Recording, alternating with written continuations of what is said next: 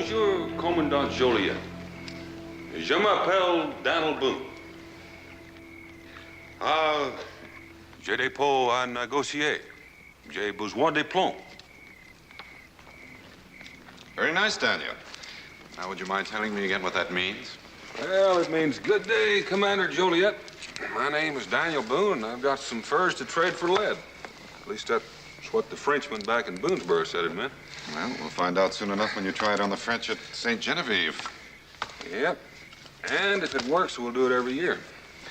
It's a lot easier coming west to the Mississippi than going over the mountains to the east.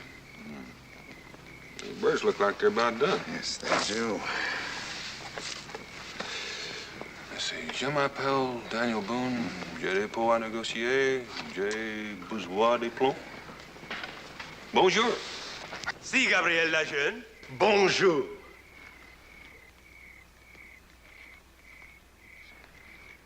Ah, no se mueva. You mind telling us what this is all about? Your English is very good, monsieur, but not good enough to fool me. You are prisoners. Bind their hands. Well, now, wait a minute. You've got us mixed up with somebody else. Well, if you insist on speaking English, I will oblige you, Monsieur Gabriel Lajeune. Who? What's he talking about? I'm not Gabriel Lejeune, and neither is he. Cállese. Shut up. La canoa, tráigala. Now, move. Well, is there anything wrong with telling us where we're going?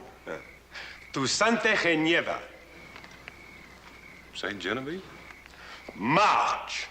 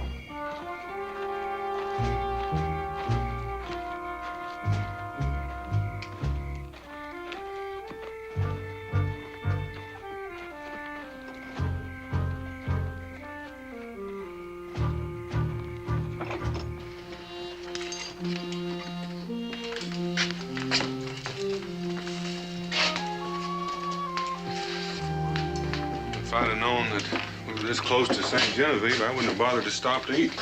Yes, if we had hurried, we could have been locked up 2 hours earlier. Say, Daniel, those fellows are Spaniards. What are the Spanish doing here? No, I don't know. Auxiliaries, maybe. Help the French against the British. Yes, but look what they've done with us, and they think you're French. Well, that's what I get for learning to say bonjour. I wonder who this Gabriel Lejeune is and why they're after him.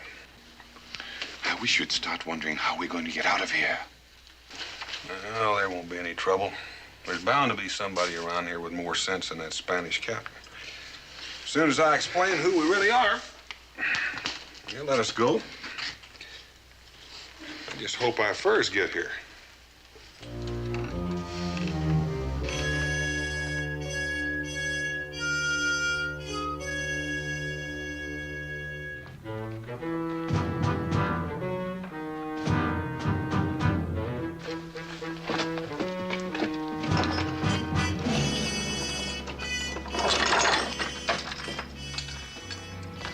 The Commandante will see you now.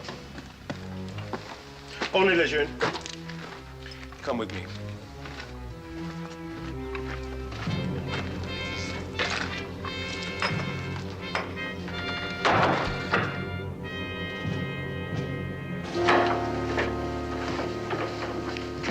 Ah, Monsieur Lejeune.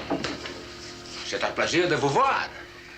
I'm not Lejeune. The captain here made a mistake. Bonjour, Commandant. Je m'appelle Daniel Boone. Daniel Boone. Oh. Vous avez l'esprit comique. Does anybody around here speak English? But of course, monsieur, if you prefer that barbarous tongue. Sit down, sit down. But I assure you that your pretended ignorance of the French language is a poor disguise, and your claim to be Daniel Boone is worse. But that's who I am. I'm here to trade a year's take of furs for some of your French lead. The French lead is what you will give to me. The lead, the powder, and the guns. Where are they? What are you Spanish doing in a French fort? How about that flag? Well, I have not had time to change the decorations. Permit me to introduce myself. I am Esteban Morales Maria Valenzuela de Vaca, the new commandant of the former French settlement of Saint Genevieve. Well, permit me to reintroduce myself. I'm Gabriel Lajeune. Guilty of supplying arms to the French rebels in New Orleans, guilty of trying to establish an independent state on the lower Mississippi, and guilty of killing a guard and making your escape. The more I hear of this, Lejeune, the more impressed I am, but I'm not the man. Capitan Francisco, is this the man you held prisoner till his escape? Excellency, I did not see this Lajeune while he was a prisoner, but I am positive this is the man. Well, if you didn't see him, how can you be so sure? Why else would you be hiding in the woods? Why else would you be speaking French to your servant when we captured you? I wasn't hiding in the woods, and I was just practicing a few lines of French I learned for fur trading. We'll settle this. There is one person who will know you. Come with me. Glad to. Anything to help clear this up.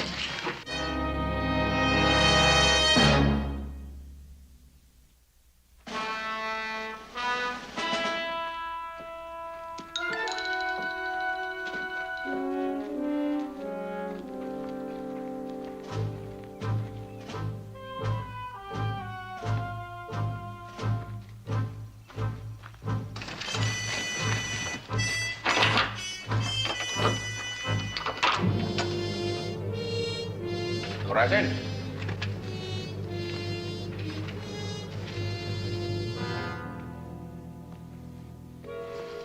Make yourself at home, Monsieur Lejeune.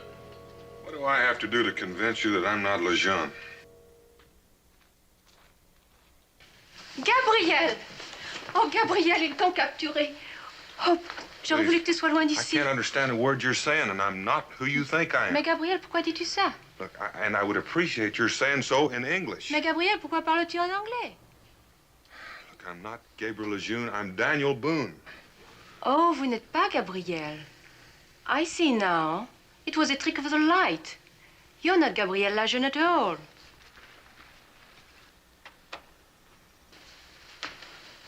Allow me to explain. I am Eloise Joliet, What's this Gabriel Lejeune to you? the man I hope to marry. I see. I'm kept a prisoner here. They hope Gabriel Lajeune will find out and try to rescue me. If he does, the Spanish will be waiting for him. All right. Sure you heard everything? I hope you're satisfied. I am completely satisfied. Monsieur Lajeune? You heard what she said. I'm not Lejeune. It's true. He is not. A woman rushes into her lover's arms, gently whispering his name. Mademoiselle, I am not so discourteous as to doubt a woman's emotions. She made a mistake, and she said so. Ah, but only after you begged her to say it. Don't take me for a fool, monsieur. No, mademoiselle, the performance is over. Our intelligence reports show that before our surprise attack, you, monsieur, had arranged the transport of arms and ammunition to the French rebels in New Orleans. The inventory shows 150 rifles, 3,000 rounds of ammunition, and 200 pounds of black powder, all missing from the arsenals of this post. Well, whoever emptied the arsenal did a skillful job, but it wasn't me. I grow weary of your denials, Monsieur Lejeune. When you discovered our troops patrolling this area, you decided to hide the cargo. At this moment, my men are combing every inch of ground, and I assure you we will find the arms and ammunition. Now I want the names of the rebels who are to receive them. I don't know. I'm not Lejeune. Oh, you French are a stubborn people.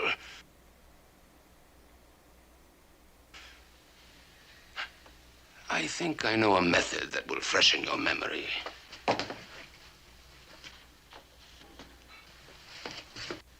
whatever devilish method you're planning, you can't.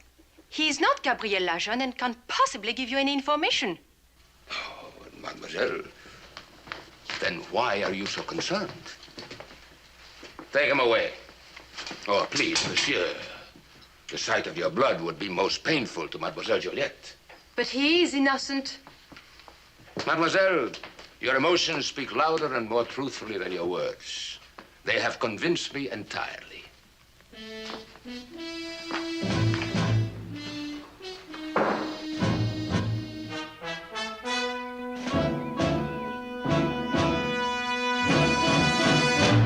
You see, monsieur, what awaits you?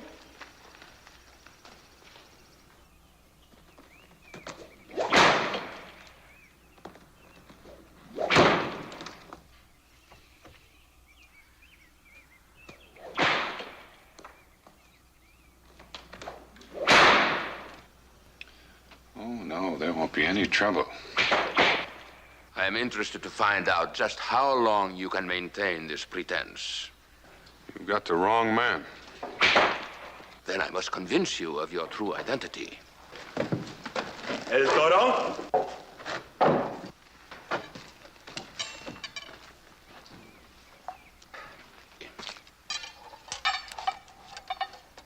Release him.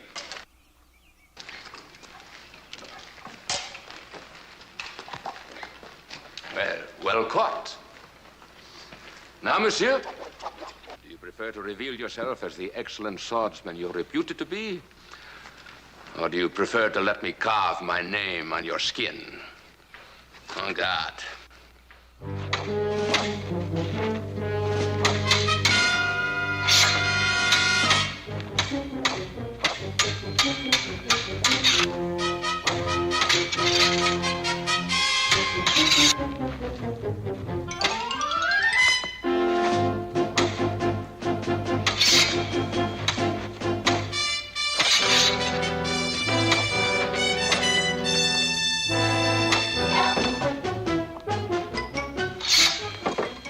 Soon you will have a new reputation as a dancer.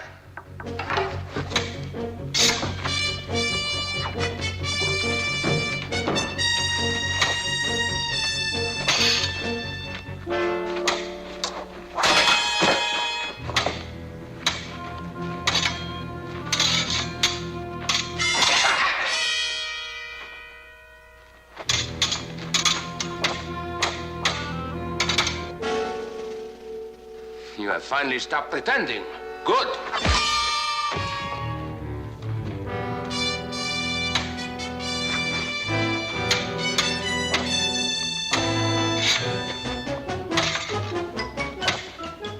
Have you learned your name yet?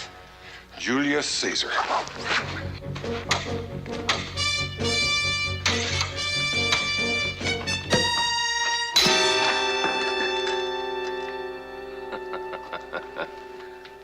You know I will not kill you until I have the names of your confederates. We'll have to beat them out of you. Bind them to the post. It won't do you any good. Wait. Perhaps you're right. You're a very brave man when the pain is yours. Perhaps it will hurt more if the pain is another's. Capitan Francisco, get la mademoiselle.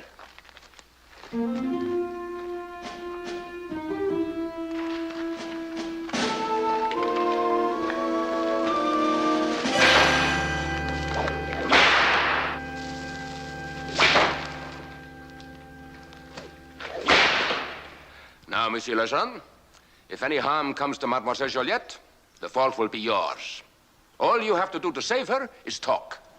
I'd talk if I could. I'm not Lejeune. You make me do this thing and I'll kill you.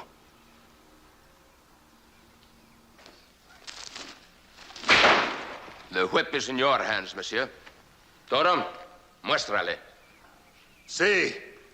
Atrás.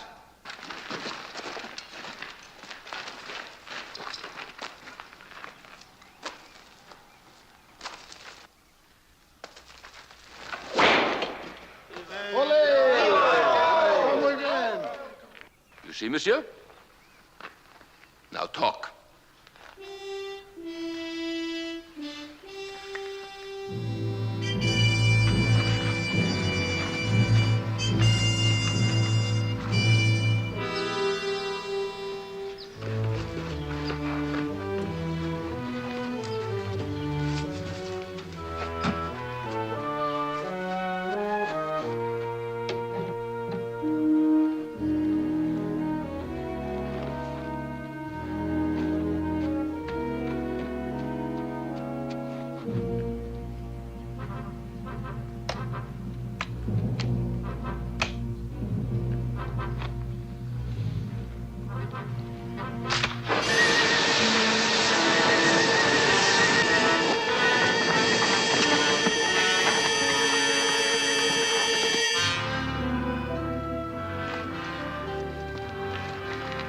Your last chance, monsieur.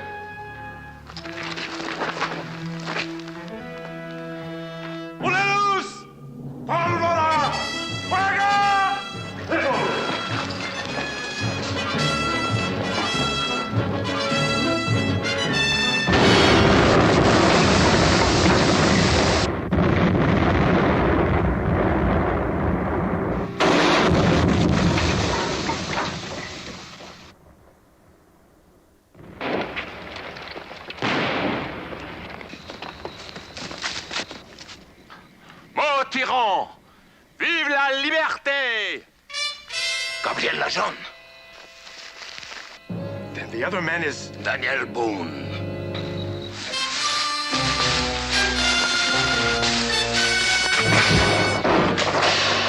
After Lajeune!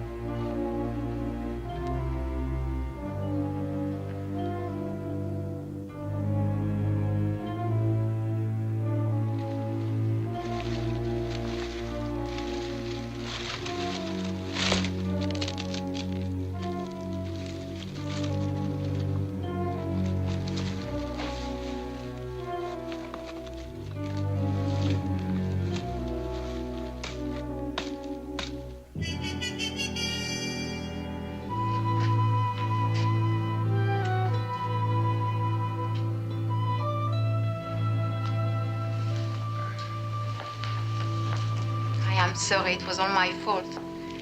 I pretended you were Gabrielle so that you would have a chance to get away. But now that they know who you are, I'm sure they'll let you go free. What's going to happen to you? Take me to New Orleans, I suppose, with the others. Then what'll happen? I don't know. The French have rebelled against the Spanish. King Louis had no right to give Louisiana to Spain. We are his own people, and we're not consulted.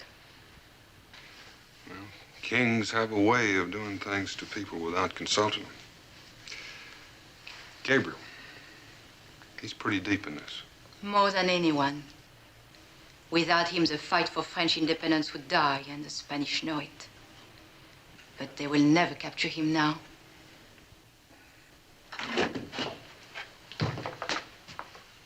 The Commandante will see you now.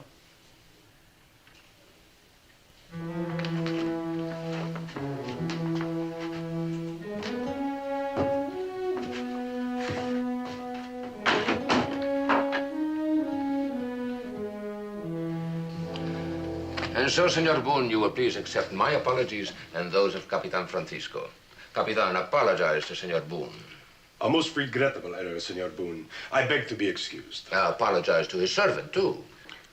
Well, Mingo isn't my servant. We're friends. Friends?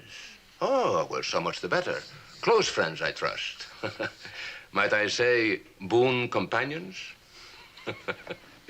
Men who would die for each other? Why make so much of it? Well, I rarely indulge in the warmth of personal relationships, and I must enjoy them vicariously.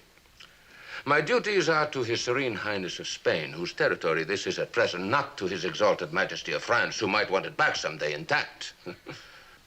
Senor de Vaca, my mother was Cherokee and my father is English, but frankly, I'm not interested in how the kings of Europe give and take their territories. We came here to trade furs for lead. Whether with the French or Spanish makes no difference to us. Ah, but there is a difference, because the Spaniards are interested in empire, not furs. Well, in that case, we'll take our furs back to Kentucky.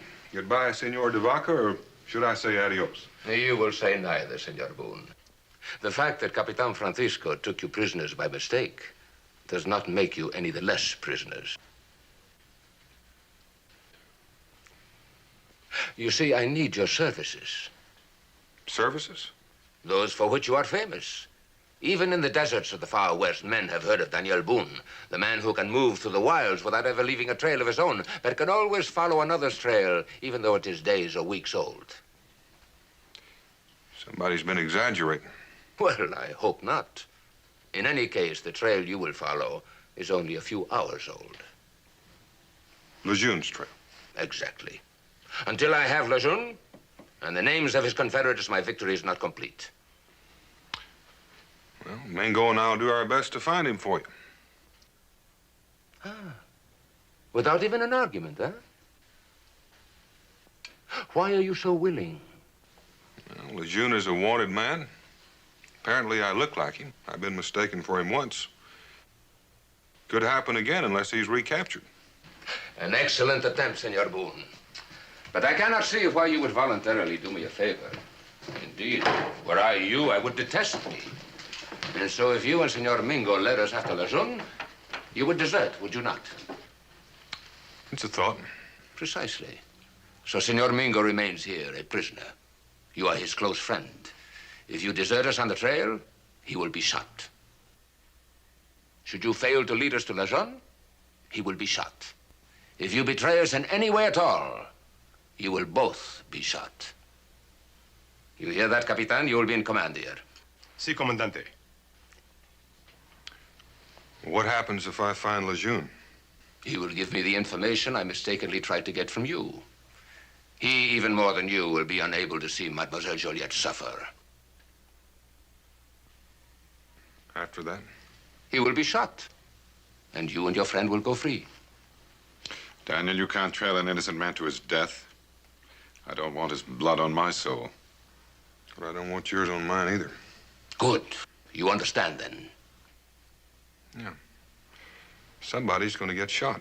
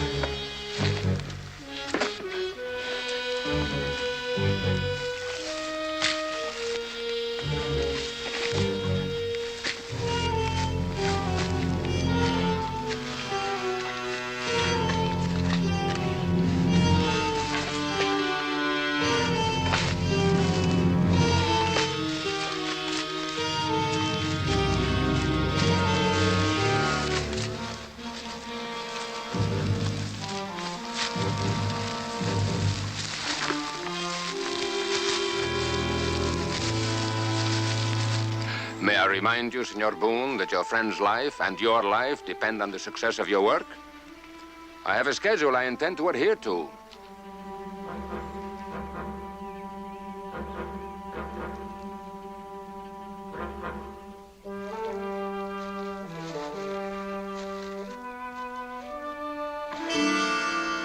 Why did you do that?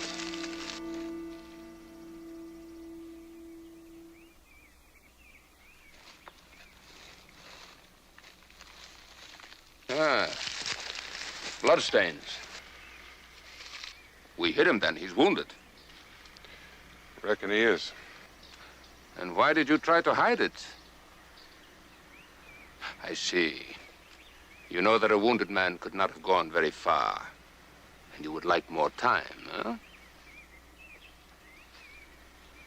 Well, instead you get less. Find him by sundown or Mingo dies. Lejeune is wounded. He's going to be pretty desperate. Don't you think I need a gun? I think the four of us can protect you. Just keep your mind on your work and on your friend Mingo.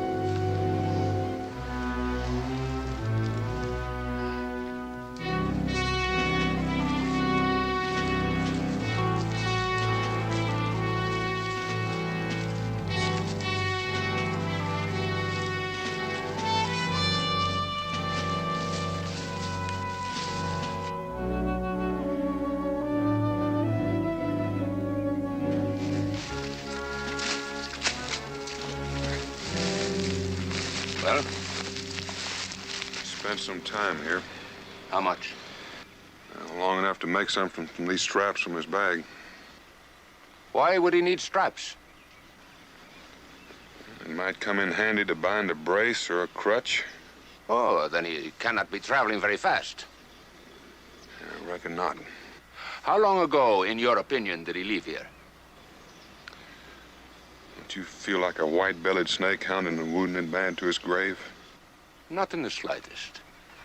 Men who gamble for empire must be prepared for the consequences if they lose. And I cannot understand why you care about the life of a man you have never seen. Well, it might be because he's fighting for his liberty, or maybe because I've seen the woman he wants to marry. You are deliberately delaying, senor, and this will not help either Mingo or Mademoiselle Joliette. Now, how long ago did he leave here? About an hour. All right. All right.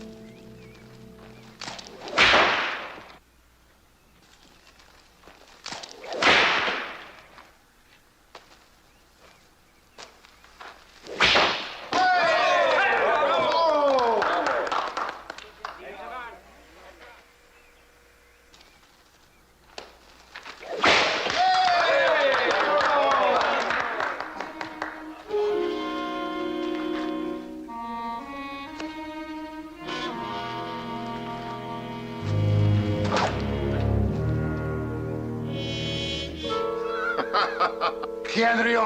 Hey, Toro, hola!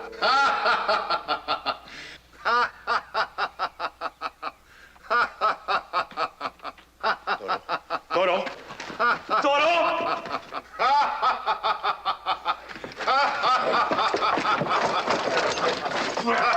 ¡Cállase! ¡Cállase! ¡Lo mataré! Toro, basta! ¡El perorio! ¡Ho, ho, ho! If you care to stay alive, you keep still. I cannot promise to control El Toro. How can I keep still when he's so terrible with that whip? Oh. ¿Qué dice? ¿Qué dice? Never mind what he says. I'm telling you, shut up. Oh, he's so clumsy with the whip. I'd say I could do better with a length of rope. ¿Qué dice? He says you're no good with... Why don't you let me prove it to you? Let's have a contest. You want the contest. Exactly. You hear him? He wants El Torneo con El Toro. Sí, sí, el torneo. Si, Toro. All right, listen. You and El Toro will have the contest. If you win, you will use the whip on him. But if he win, he will use the whip on you. Now, you want to play or you want to keep still? I don't want to keep still. I want to play. All right. Let him out.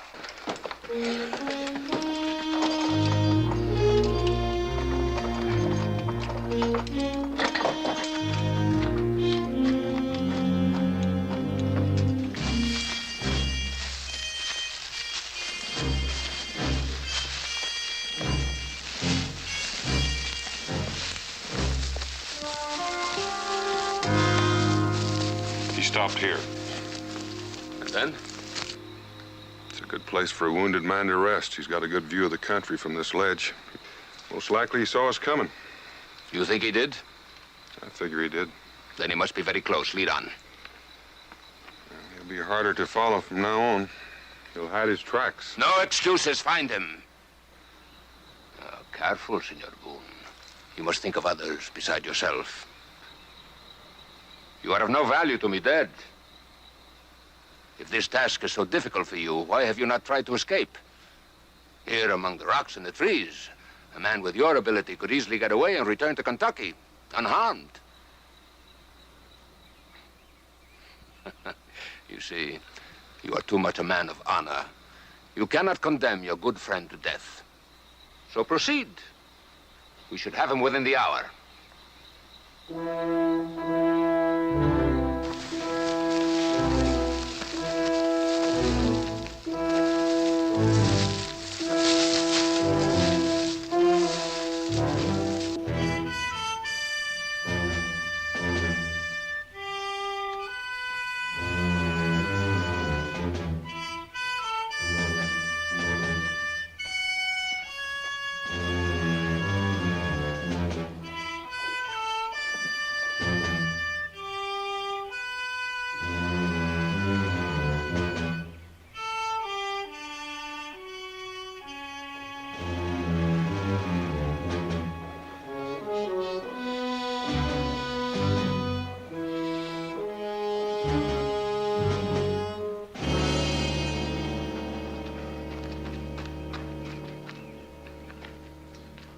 Thank you, Captain.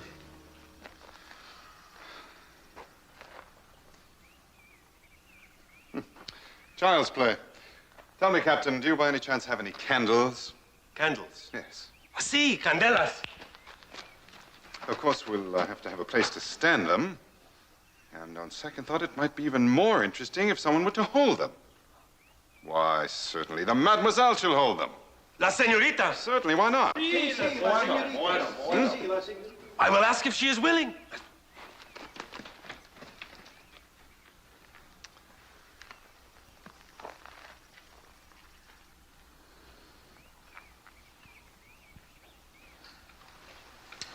Ah, Mademoiselle Juliette. Would you be good enough to hold a candle in each hand, at arm's length, like this? Oui. Thank you.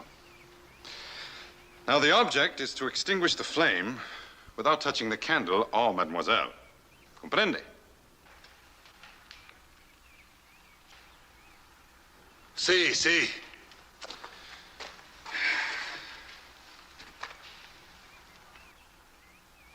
Primero usted. As you wish.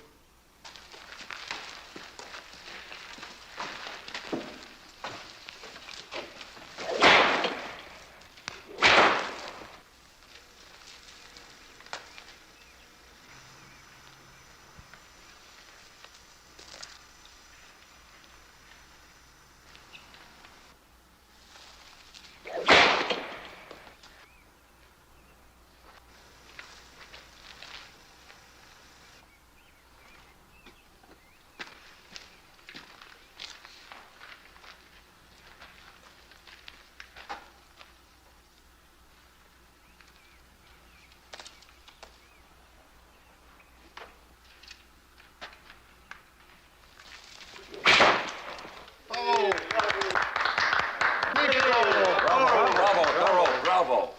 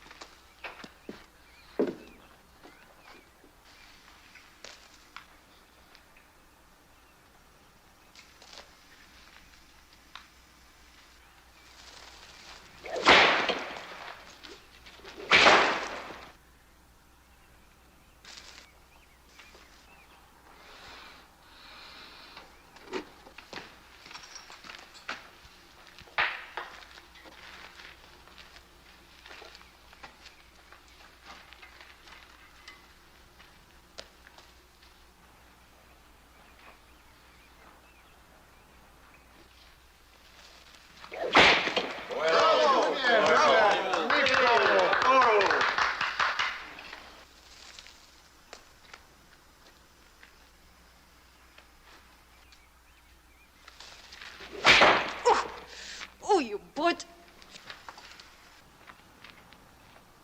Torolo! The señorita made him miss. She moved her hand. You think so, eh? Perhaps. In that case, let's give El Toro another chance. Something a little more difficult? Captain? ¿Qué dice? ¿Qué dice?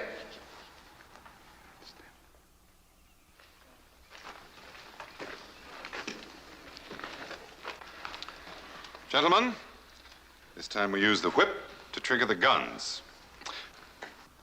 Captain, your rifle, please.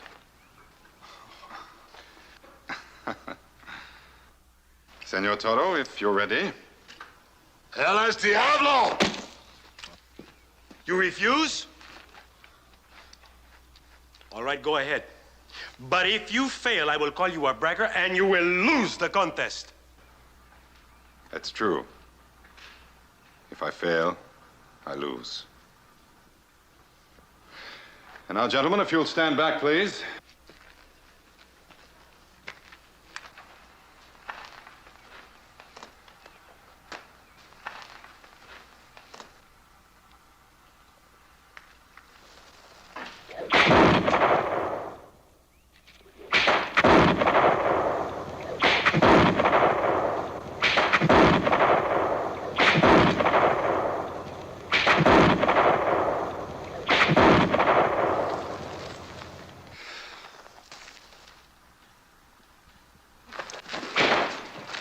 Thank you, Captain. And that ends the contest.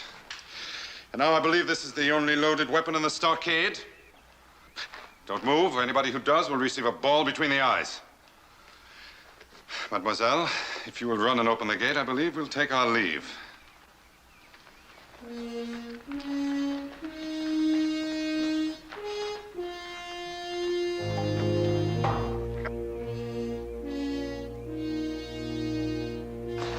Capitan, El Toro, amigos, thank you and adios.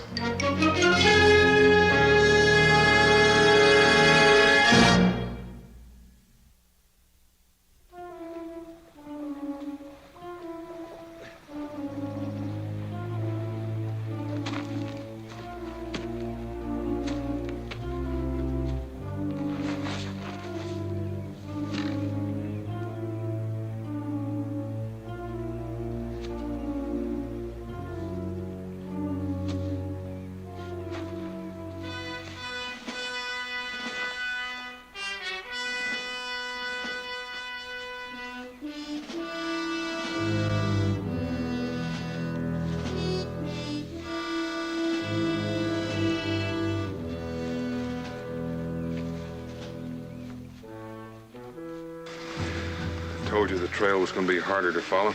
Well, we will never catch up to him if we stand around talking. Move on, move on.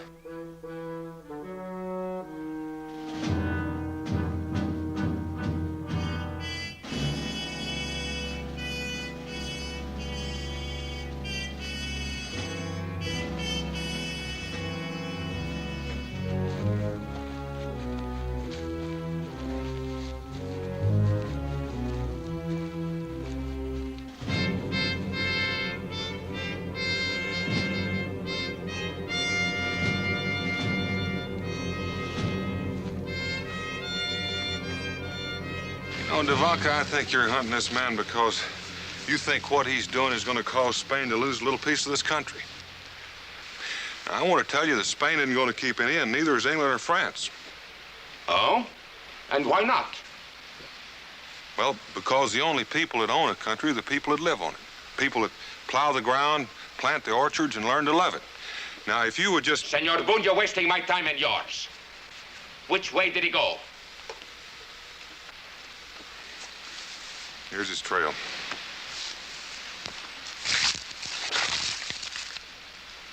Well, he took to the water. These are fresh tracks. Yeah, there are his tracks, all right. All I got to do is figure out whether he went upstream or down. Regardless, he has to leave the stream somewhere. He could wait a mile or more. Trouble is, if I pick the wrong direction first, he'll get a long jump on us. Then pick the right direction. What would you do if you were Lejeune? Have to look around a bit.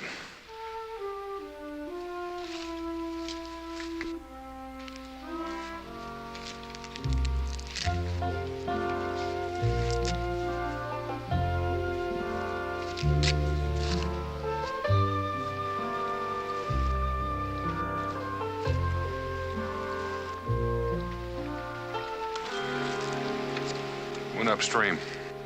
All right. Get after him.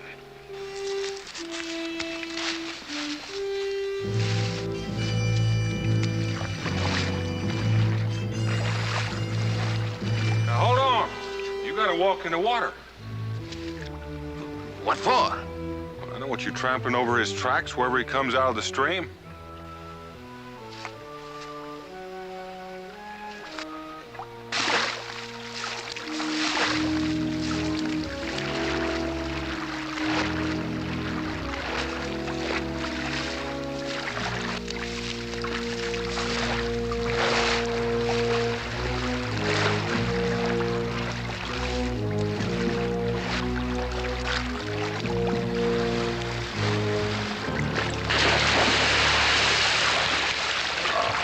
How could a man with an injured leg wade in the stream when men with good legs fall down?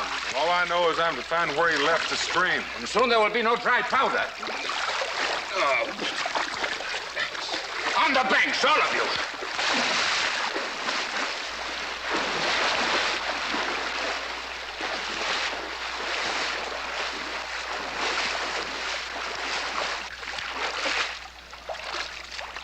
We have muddied the waters, have we not? And if any man had preceded us upstream, he would have muddied the water too. Is that not so? But the stream ahead of us is not muddy. Therefore, Lejeune went downstream. Well, now that's right, smart thinking. Wonder why I didn't think of that. But you did think of it. You deliberately led us in the wrong direction to give Lejeune more time. All right. We were close to him once. I don't know how bad he's hurt, but he stopped running. Maybe he's dying. I wanted to give him all the time I could. A dead man can tell me nothing, Senor Boone. You have forfeited your own life as well as the life of your friend Mingo. Listen.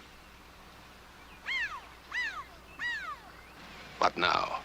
Hear that bird? What of it? That's no bird.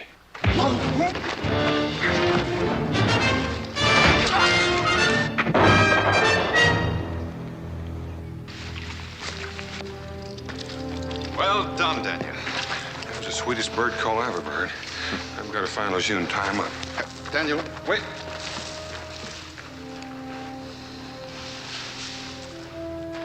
I guess we made it just in time. I hope so. Daniel seems to have forgotten that Lejeune has no way of knowing who he is.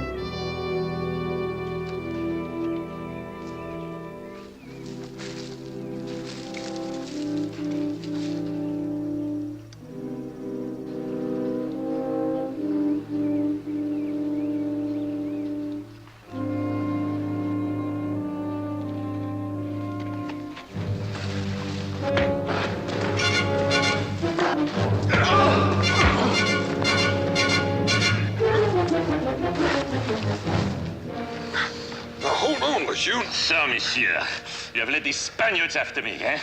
Now, if you'll just wait, Eloise will be here. Eloise, what do you know about her? The Spaniards captured her. I just got rid of the Spaniards.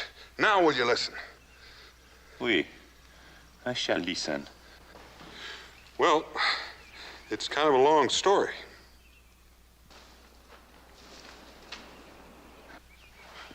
Oh, I think I'll let her tell you.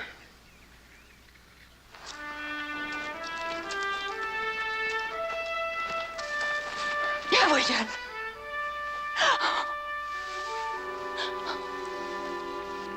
Well, she has the right man this time, Daniel. Yeah, it's easy to tell. They're both speaking the same language. I don't hear anything.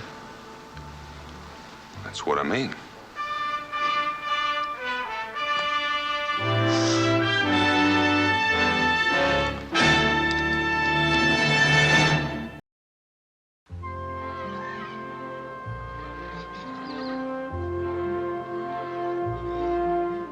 why Florida, Daniel? It's awfully far from Boonesboro. Well, when that fellow Mayberry passed through the fort last summer, he did a lot of talking about Florida. He said there weren't too many Indians, mostly Seminoles, good land, and the air's supposed to be warm all year round. And most important, there's room enough for everybody. Well, if it isn't Florida, it must be the Garden of Eden.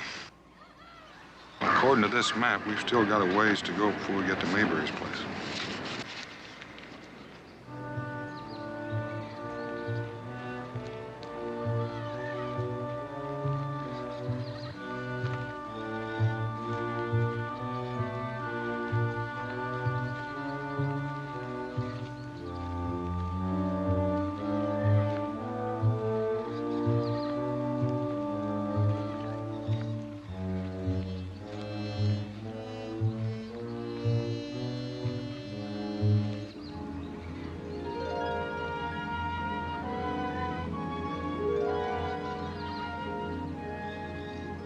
Daniel, look. A tree growing right out of the water. Oh, it's even more beautiful than I had imagined.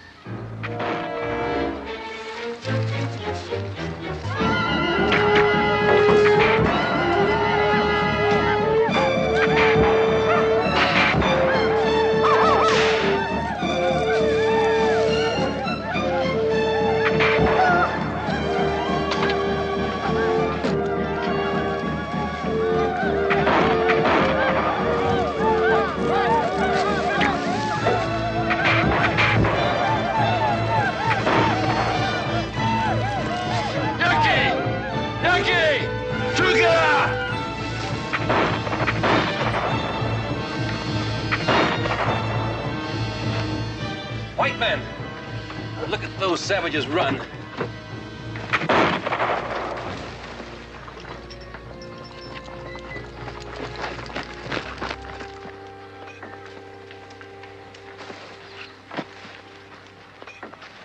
Lucky for them you came along, or I'd have killed them all. They're savages, nothing but animals. Oh? That depends on your point of view. Thank you. You know, we're certainly grateful that you came along. I don't think we could have lasted much longer. I'm Fletcher Cameron. This is my wife, Rhonda. She's a little oversensitive at times, but otherwise an intelligent woman. I'm pleased to know you, ma'am. This is my friend Mingo, and I'm Daniel Boone. Boone? Not the Daniel Boone. Well, I don't figure the world could tolerate more than one of us. Well, who would think we'd meet another celebrity in this wilderness? Perhaps you've heard of me, Fletcher the Flamboyant? Well, I don't wander too far afield from Kentucky. Well, we've never had the pleasure of performing in Kentucky. You're a magician? Not a magician, my friend. An illusionist. A master of deception. I've traveled the four corners of the earth. Captivated the crown heads of Europe. Performed in the shade of the Egyptian pyramids. Entertained on a barge in the River Nile. Had the statue of Apollo as a backdrop in Athens. The world of illusion speaks a universal language, gentlemen. May I fix you something to eat? Oh, well, we wouldn't want to put you to any trouble. That's the least I can do for saving our lives. I insist. Unpack the silverware, Rhonda, and the Haviland china. I'll help, Mrs. Cameron. Oh, it's all right. I've been tamed.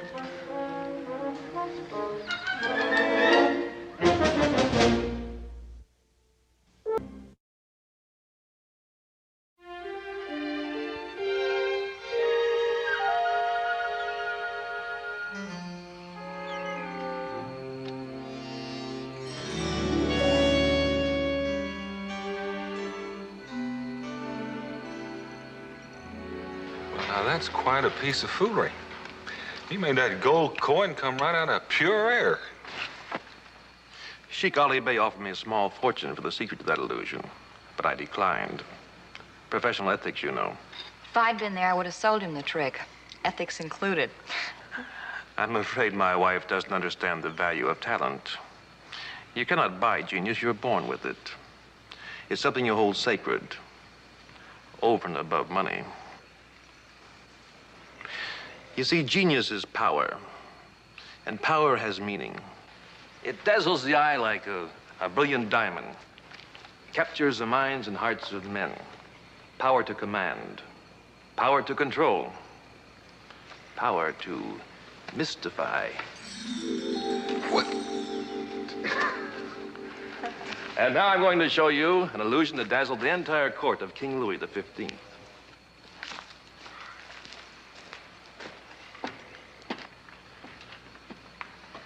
Well, now, how in the tarnation did he do that? Illusion, like my husband told you, Mr. Boone. The quickness of the hand deceives the eye. Yes, ma'am, it sure does. You ought to learn that, Mingo. It might come in handy if you decide to lift a scalp. I know a few medicine men who would give their eye teeth for such a trick. What are people like you doing in this desolate region? Well, we're on our way to New Orleans to board a ship for South America. We lost all our money back east in a card game. My husband was winning, and then somebody recognized him as a magician. He does a few card tricks in the act. So they accused him of cheating, and they took all the money away, including ours. So we're going to New Orleans the best way we can. The hard way. Well, in that case, I wish you a lot of luck. Thank you, Mr. Boone. Gentlemen, your reputation, Mr. Boone, regards you as a man among men, the first man of the wilderness.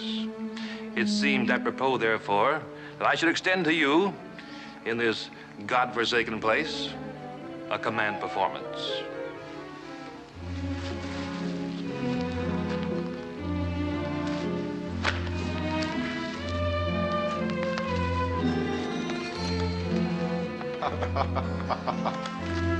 Perhaps, Rhonda, you could help me.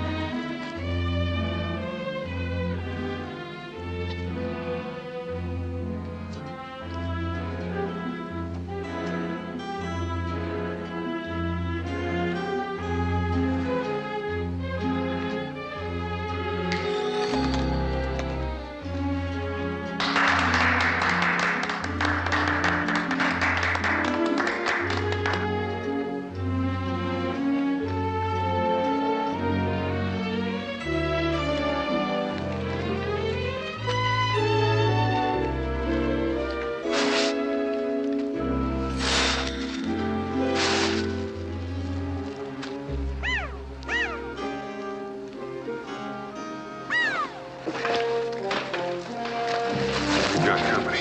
But I'm not finished yet. Get in there.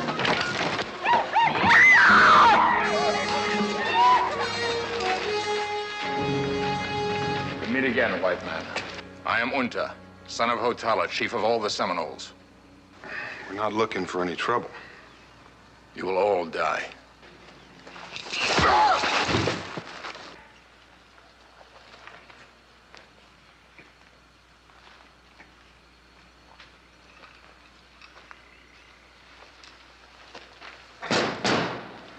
Strong. Make a good lodge.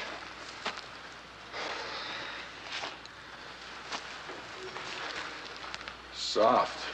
Very good.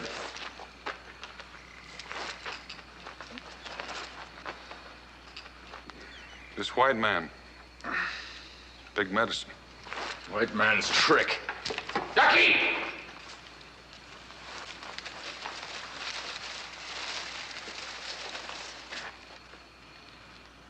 The soil of the Seminole is forbidden to the white man. To come here means death. We were on the way to the white settlement. It is not here. It lies toward the river. I hear the voice of a bird. I hear it, but I cannot see it. Yet it is very near. This white man, this big medicine. With his bare hands, he can snatch the unseen bird from the air before your very eyes. I see no bird. Show him, Fletcher. Show the great chief of the Seminoles the wonders and fire you possess, especially the fire.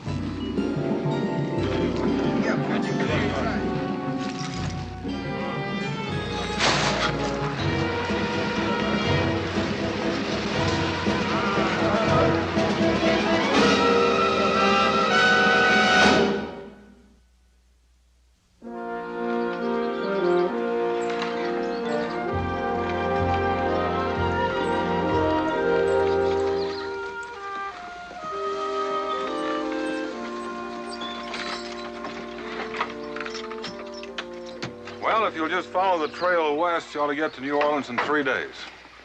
Thank you, Mr. Boone, so much for everything. Good luck in South America. I'm sure they've never seen entertainment like yours before. Be careful, Fletcher. We'll be fine. Bye. Entertainment. Those savages weren't entertained. They were terrified. I held them in the palm of my hand. They weren't an audience. They were my subjects.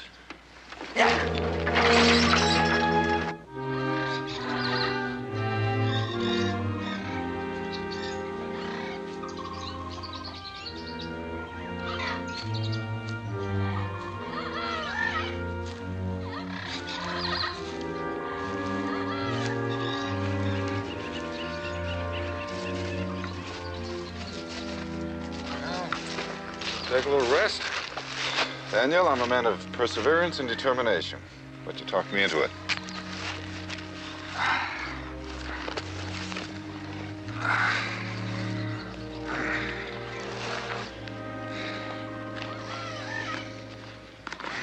According to this map, you ought to be getting pretty close to Mayberry's place. The end of the trail. You know, if the country he told us about is just half as pretty as this is, there won't be any trouble getting settlers down this way. Daniel, did you notice the look on Fletcher's face when he was watching those Seminoles retreat in fear? He seemed to be enjoying himself. It did kind of spark him a bit, didn't it? Well, they say fear is the father of courage. Yeah, but if it's somebody else's fear, that can make you a stepchild. Let's go. Well, we just got here. So did that Carl snake.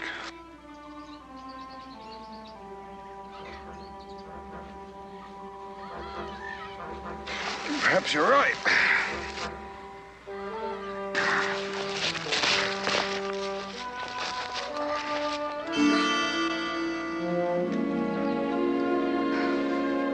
The axle's dry as a chip.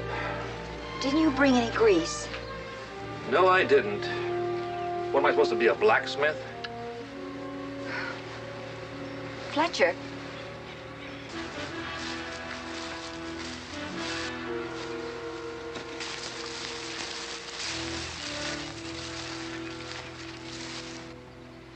What do you want? You will return to the village of my people. Why? My father wishes to honor you. Honor me? He is old. His ways are ancient. He believes you are a god. Fletcher, I don't trust them. They won't harm us. You heard him. They think I'm a god.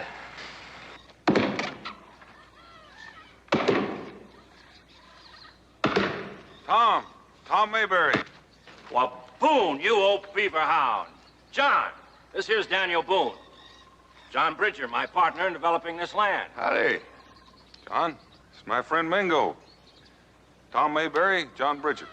How do you do, gentlemen? Pleasure, I'm sure. Oh, he's been educated. Daniel, what brings you traipsing down here to Florida? Well, I want to see some of that land you were telling me about last summer. Well, we got plenty of it. Come on to the house, and you can tell me all about it over black-eyed peas in hand. Black-eyed peas? I thought you said he was educated.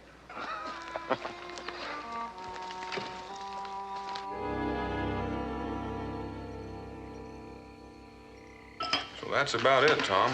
If we don't find new land for the settlers, the Five Nations may rebel and start the bloodiest uprising we've ever seen. We can't push them back much further than we already have. Well, you come to the right place, Daniel. There's enough land here for everyone. Oh? And what about the Seminoles? The Seminoles never bother us. We don't bother them. We keep them in line. They know we won't sit still for any of their foolishness. We were attacked by the Seminoles twice on the way here. Well, you probably wandered into their territory. There's kind of an unwritten treaty exists between them and us. As long as we stay on our side of the fence, they stay on theirs. It's a good idea, Daniel, bringing more people here. Florida's fine country. Good soil. Sun shines bright just about every day in the year. Even the winters are warm. And we'll be right happy to have some new neighbors. Well, good. I'd like to see whatever maps you have to see where the boundaries exist between you and the Seminoles. Then Mingo and I'll do a little scouting and find out the most likely areas for new settlements. We'll be glad to help you any way we can and answer any questions you might have. Oh? Would you mind beginning right now? What's that? No, that's Phineas. Phineas? Yeah, he's one of the original natives here. Take a look at him. Daniel, I have the feeling there's a great deal about Florida they haven't told us yet.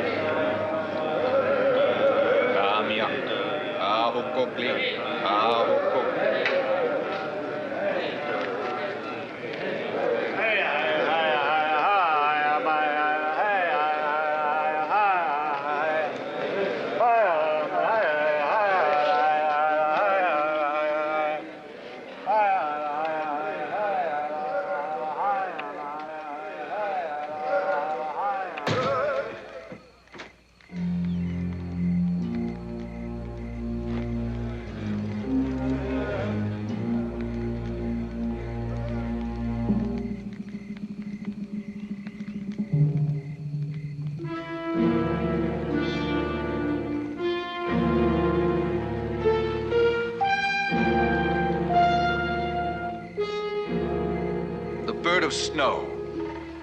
Show it to my people.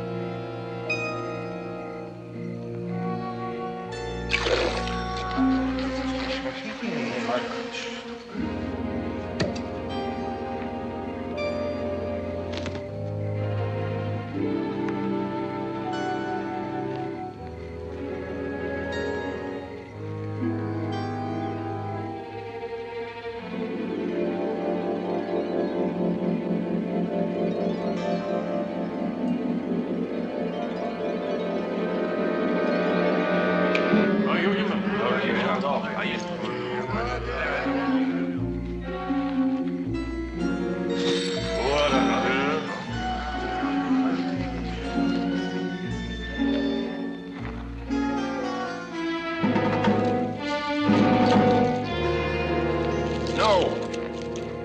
The white man tricks us. I will show you.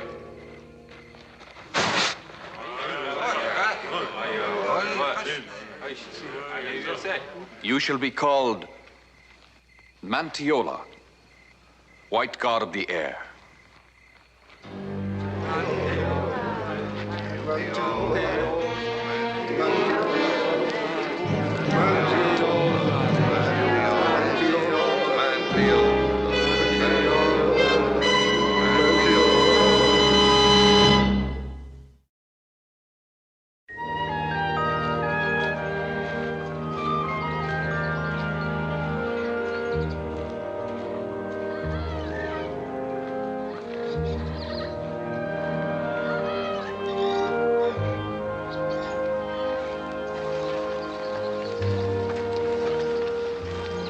Well, it's beautiful country, Tom. The Apalachicola River is southwest of here, not far. The Indians call the area Chattahoochees. Soil's excellent for tobacco.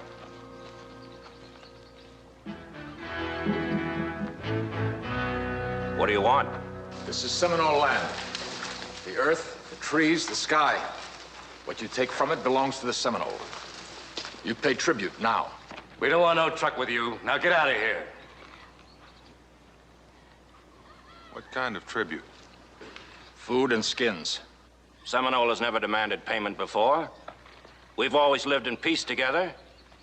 Your father is an honorable chief. The Seminole is here first. The land is ours. You pay tribute.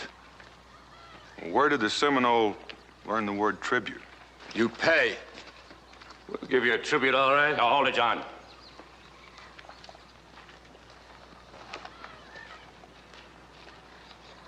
We're not paying you anything. You're in our territory now. This is our land. You know that. We're not paying tribute to you or to anyone else for working our own land. Now, you go back and tell that to Hotala.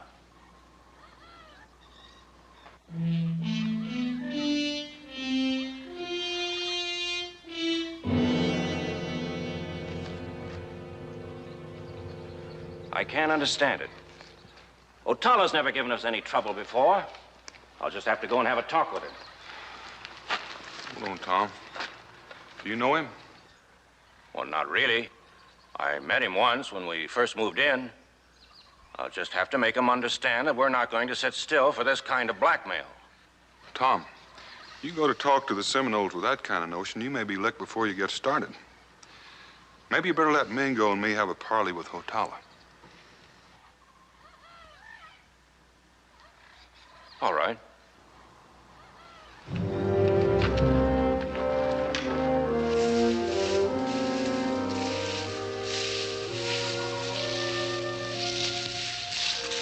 Bingo. Tracks here at the water's edge.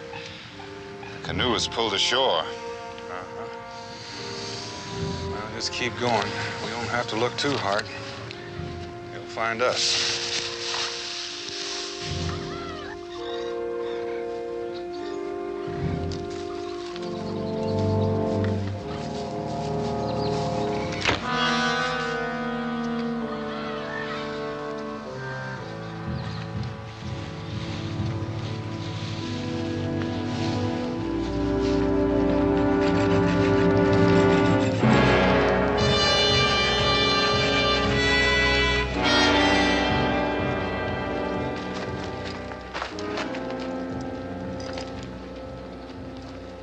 Once again, you enter the land of the Seminole. Why? Talk to Hotala, great chief of the Seminole. You were told that to enter our land meant death. Yet you are here. Your friend to Mantiola. I will let you explain. Mantiola? White God of the Air.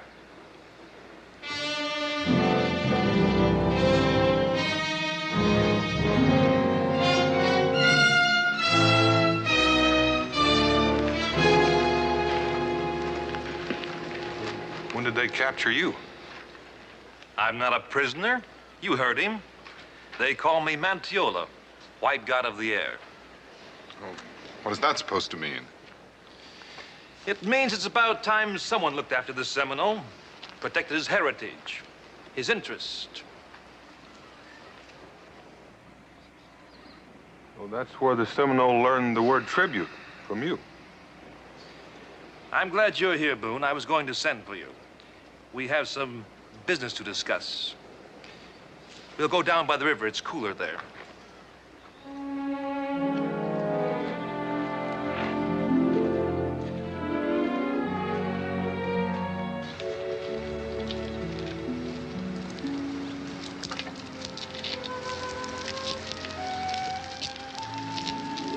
For years now, the Seminoles have lived here in Florida. Lived in comfort and peace. Then the white man intruded. What's this all about, Fletcher? What's your stake in this? I told you. Someone's got to protect these people. They're a primitive society. A forgotten world until now. But there's beauty in their sheer simplicity. A quiet dignity about them. I won't see them deprived of what belongs to them by a pack of land-grabbing outsiders. That's why I'm here, Fletcher. There are some Indians being pushed off their land, and I'm against it. But there's more than enough land for everybody right here in Florida. I'm going to see to it that the Seminoles get what's coming to them. If not by legal standards, by moral rights. Every settler on Seminole land must pay a tribute. Each new settler coming into Florida will pay $100 a head. You know what that means, Fletcher? It means killing on both sides. There's no need for that, Boone. Not until the Seminole gets his rightful share. The Seminole or you?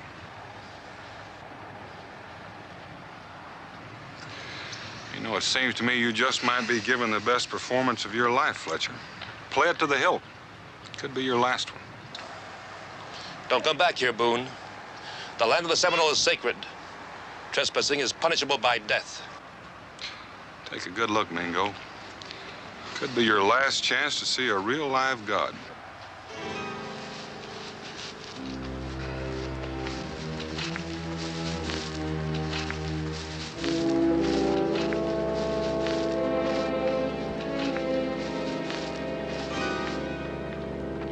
Mr. Boone. I don't figure there's any stain harder to remove than blood, Mrs. Cameron. Or have they given you a new name, too? Now that you're the wife of a god. What is he talking about? Your husband, Mantiola, the god of the air, has demanded tribute from the white settlers. Blood money, Mrs. Cameron. Blood money.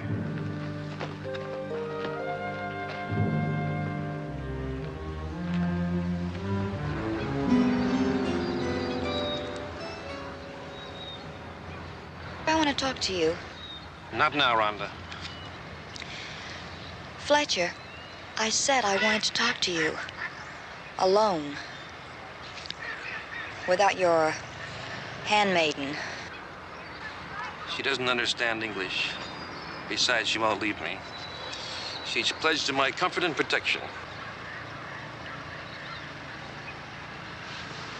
Go. Leave us.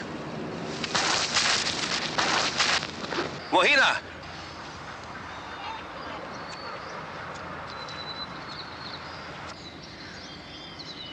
Fletcher, I don't like what's been happening to you. These ridiculous costumes.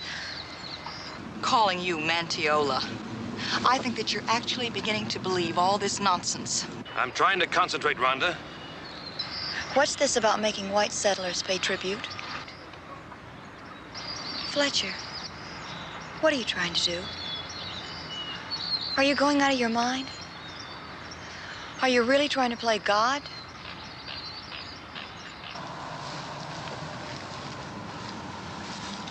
A god, savior, call it what you like. You don't believe all this mumbo-jumbo these savages are making over you. I believe in destiny, Rhonda. My own destiny. Something I was born to fulfill. It's the only thing that's made my life bearable. My hands.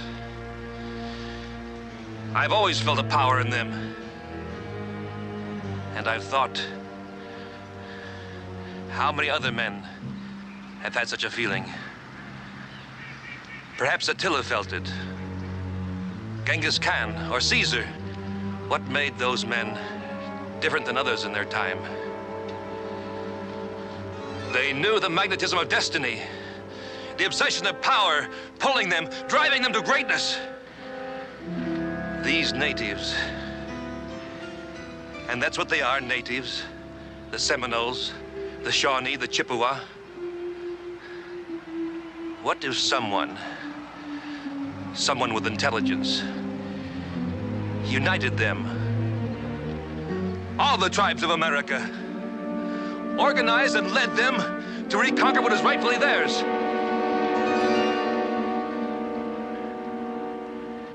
We've got to nip it in the bud now before it gets out of hand.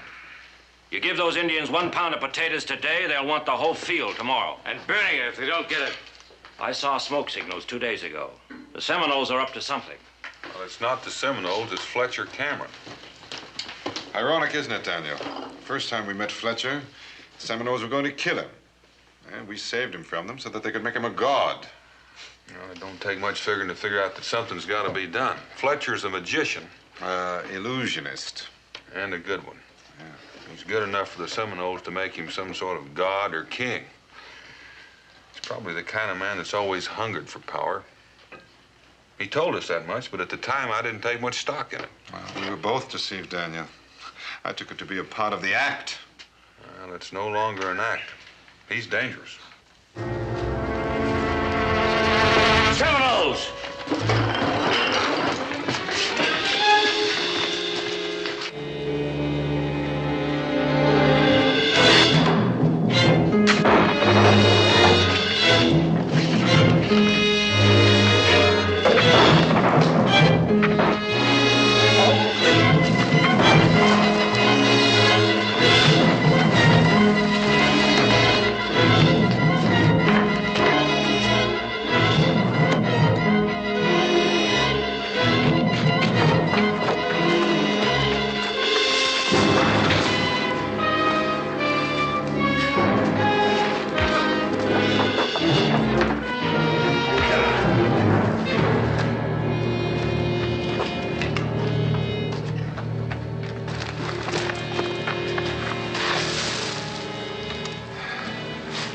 It's no Seminole.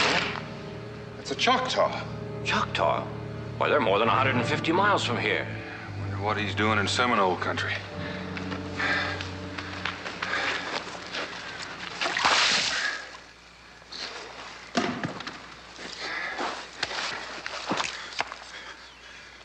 Jata. Isti. Simonale. Kan. Chata, este Seminola tuk. Hilako mantulo. He says that the Choctaw are joining the Seminoles to fight against the white man. That's what those smoke signals meant. Why, you... No, John.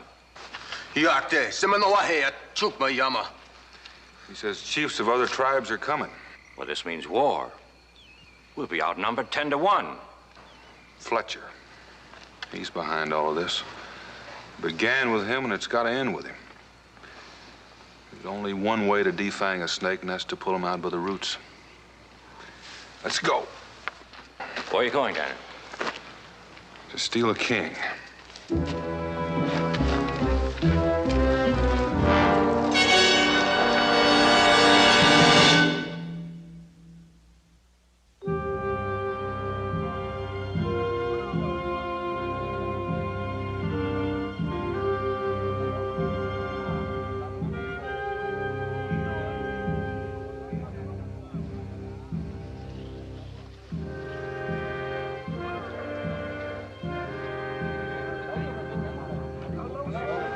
That's Champe, chief of the Choctaw. The others are Creek and Chickasaw. Mm-hmm. And there's Fletcher. If he can convince those three to join with the Seminole, there's really going to be a war. Well, Daniel, how are we going to get him out of here?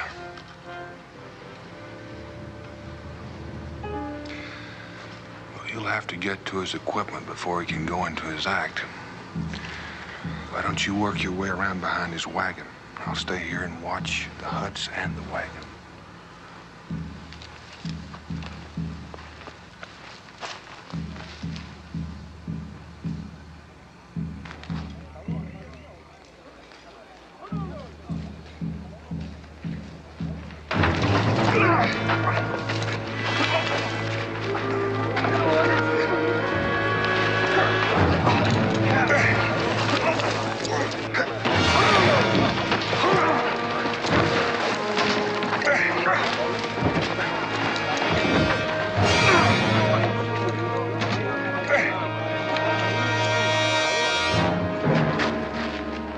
You helped me once.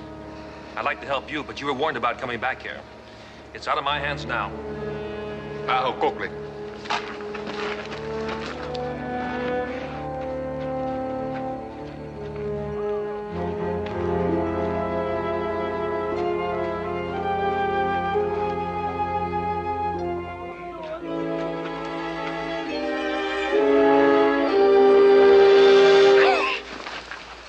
Don't be alarmed, Mrs. Cameron. What are you doing here? I'm trying to keep your husband from starting a war. Get out. Get out of here while you can. Don't you know what happened to your friend? I know, that's why I've got to talk to you. Talk about what? Your husband. If he puts on his magic show for those chiefs out there, every white settler in Florida may die. What are you talking about? Hasn't he told you? I thought they were here for some kind of festival. A blood festival, Mrs. Cameron. Those chiefs out there are here to see the great power of Mantiola. If your husband convinces them that he's a god, he'll join with the Seminoles in war. Oh. What do you want of me? I want you to stop. No. You're the only one who can. You think I could talk to him? I tried to talk to him. He won't listen to me. Mrs. Cameron. You know his tricks, everything he does. If everything he tried went wrong. Do you know what you're asking me to do? Do you know?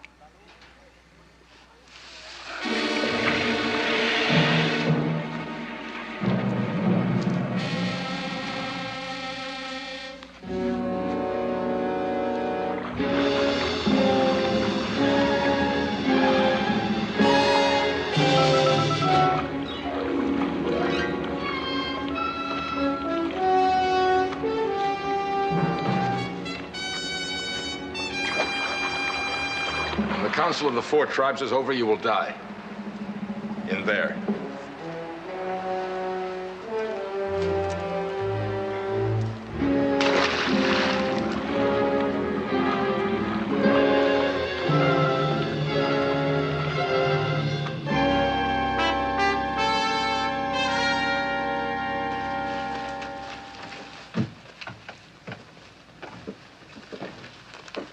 You took long enough.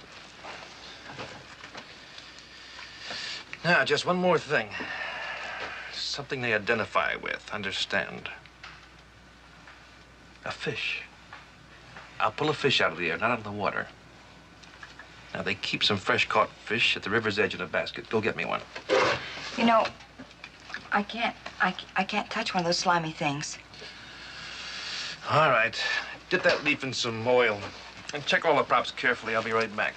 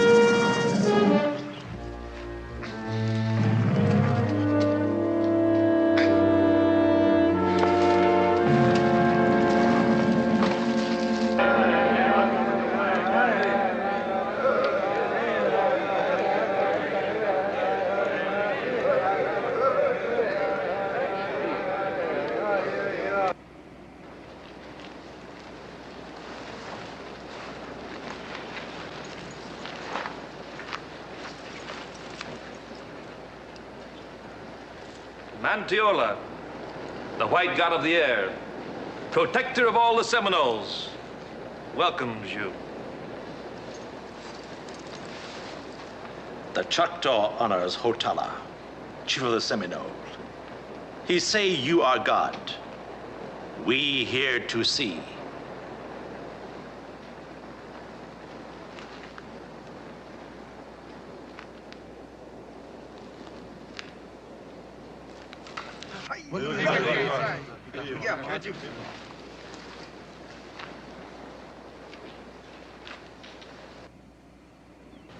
We'd better leave so that we can warn the settlers.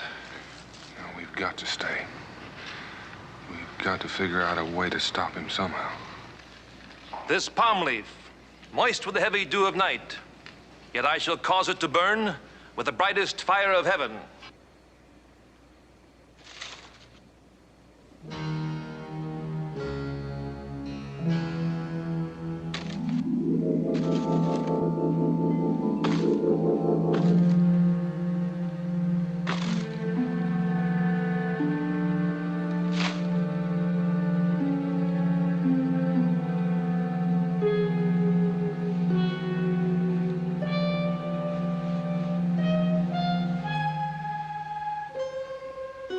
The bird of snow, Mantiola. Let them see it.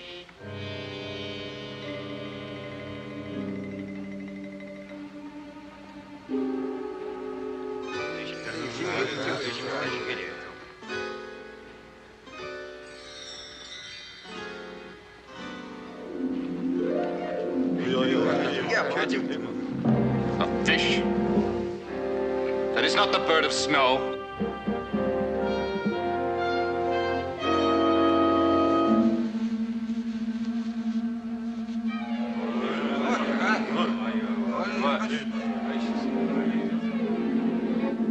I do not understand. Your power is gone. No, I have great power. I will show you. I am a god. I will show you.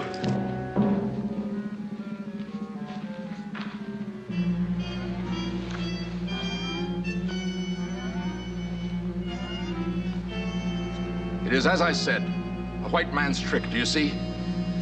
Like the spider. He dropped a small web over the headdress of Champay. This is what made it fly into the air. He's not a god, he tricks us. I have lost honor in the face of my brothers. I am Mantiola. I am a god. If you are a god, the knife will not cut your skin. The blood will not flow.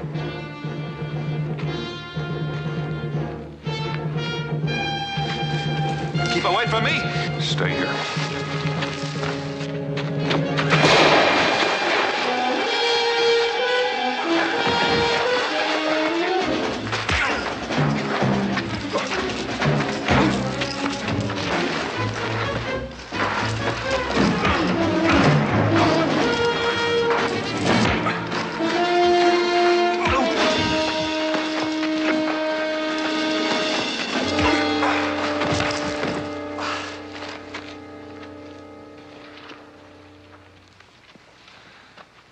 He would have killed my son, but you stopped him. I only want peace between the Seminole and my people, Hotala. This man Fletcher, the one you call Mantiola, he used tricks. He is only a man, not a god. He has no power. He wanted power. Power that you could give him, you and all the other tribes. I believed he was a god. Where there is peace, Hotala, there is God.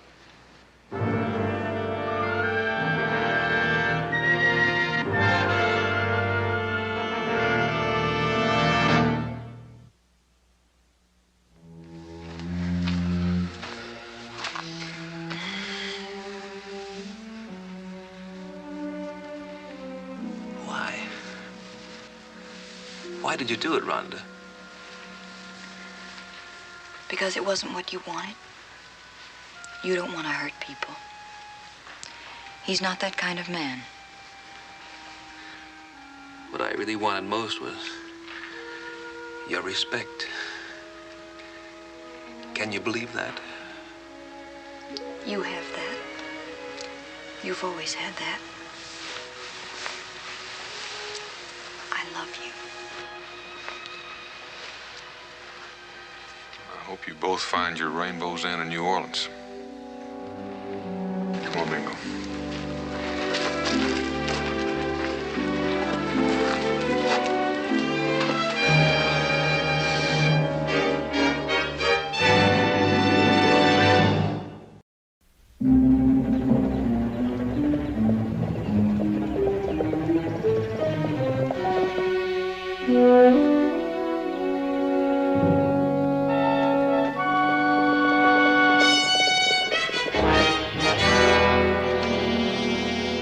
See anything of them? They're not more than a half mile behind. That close, huh? Well, I reckon this is where we split the blankets. Traveling separate, one of us might have a chance to get away. Which way you heading? Into town? Boy, you touched in the head. I figure that's the last place they'll look. You could be right. Anyway, good luck.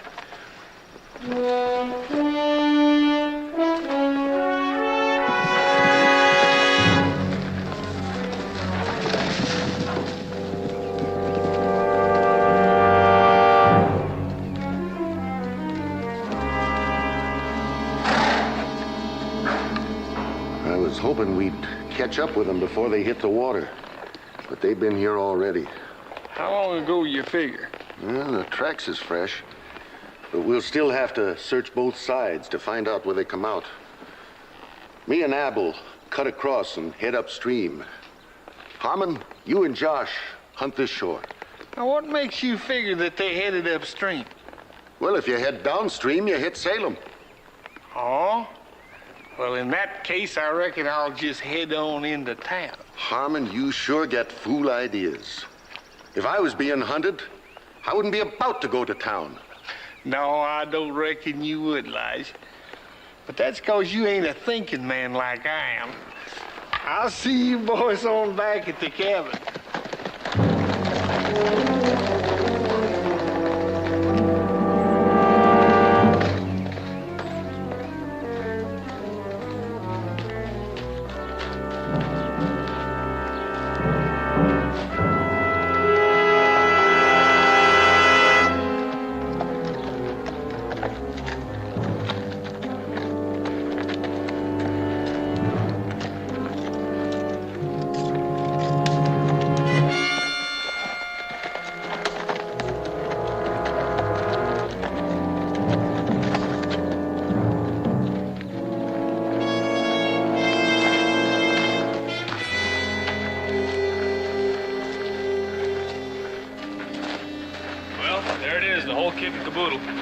We've got enough assorted stuff here to satisfy nearly everybody in Boonesboro.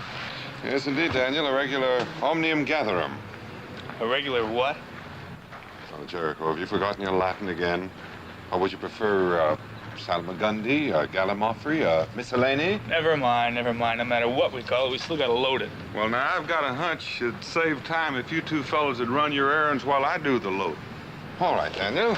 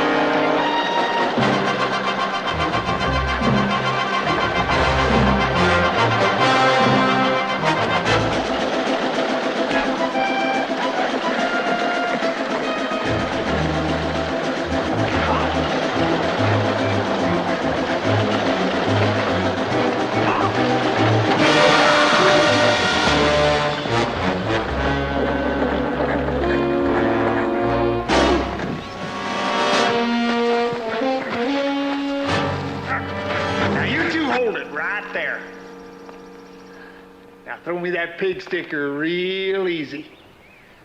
I'm a nervous man, and this gun's got a hair trigger.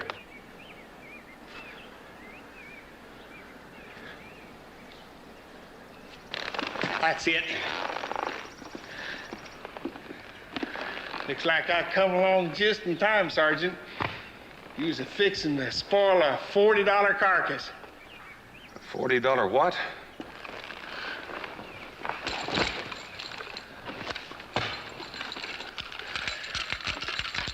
Ain't no use in you pretending innocence, Sergeant Blake. You know $40 is the going price. Did you say Sergeant Blake? There you go again, acting innocent. After I just got through telling you ain't gonna do you no good. Here. Put them leg irons on. You making both of us your prisoner? Well, now, ain't that generally what happens to deserters when the law catches up with them? Are you the law? Well, in a matter of speaking. Maybe you're a bounty hunter. You know, I never did like him 2 words. I'd prefer that you looked upon me as Simon Harmon, law-abiding citizen, just a doing his patriotic duty as he sees fit. Now, hurry up, get them locked up.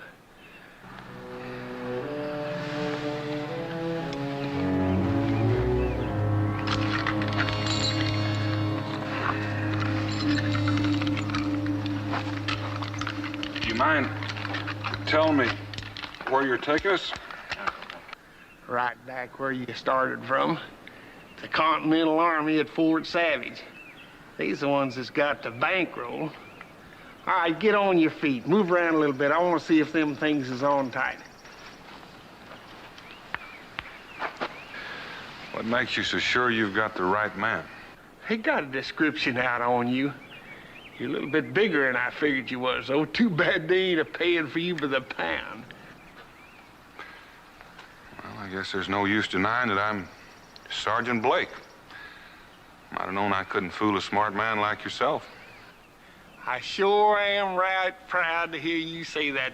Me being a man of Christian principles, it'd hurt me something terrible to think that you'd lie to me. And now here we stand around talking when we should be a-traveling. Well, don't rush on my account. Oh, I can't say as I blame you, Sergeant, knowing what you got to look forward to. Ask Private Stone here. This is the second time I brung him in. 100 lashes. 100 lashes on the bare back. Ah, no. That's just for him. They're gonna hang you, Sergeant. Why do me any special favors? You know that lieutenant that you hit when you run away? He died. Now, it's a real tragic thing, but it did up the going price on you from $40 to $500. Okay, boys, you got a long, hard walk ahead of you. Let's get going. Go on.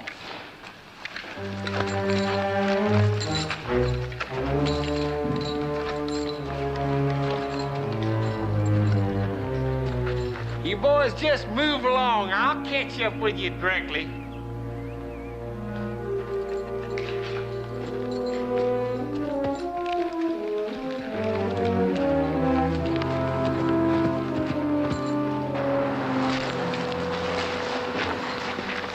You're not Sergeant Blake. Why didn't you tell him? He wouldn't have believed me. Besides, when we get to Fort Savage, I'll be recognized and set free. It's only 50 miles from here.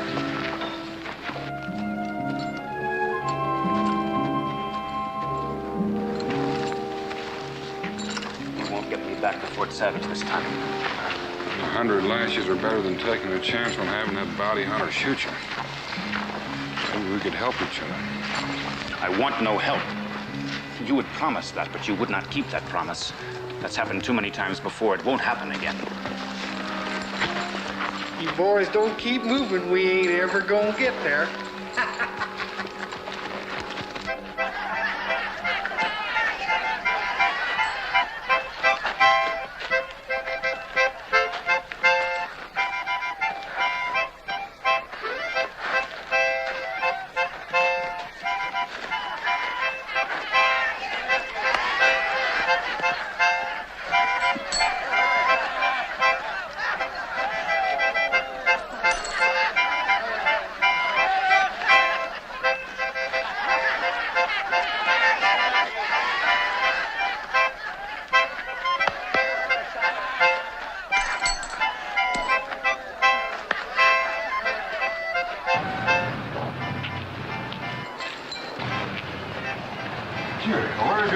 waiting for you.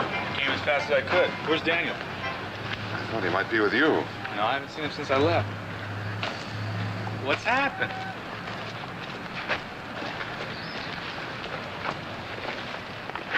Where's the wagon? I don't know. Something must be wrong. It's not like Daniel will go driving off and leaving the supplies and not leaving word for us. Let's ask the shopkeeper. Oh, I already have. I've asked everybody. All I've been able to find out is that the wagon left in a hurry and a stranger was driving it. What happened to Daniel? I don't know. But I think we'd better find out.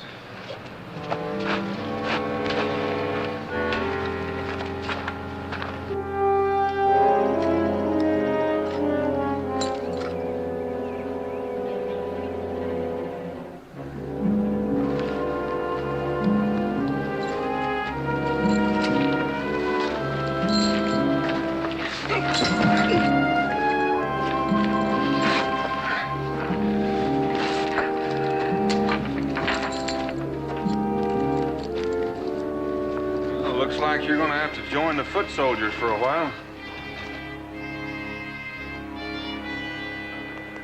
Well, we'll just rest here for a spell and we'll see if we can't find our way around this mess.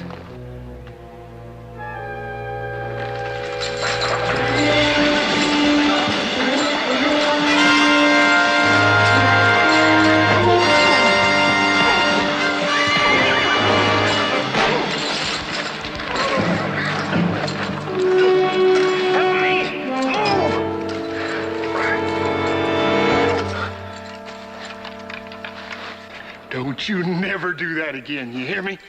I'm a peace-loving man, but you come awful close to getting me riled up.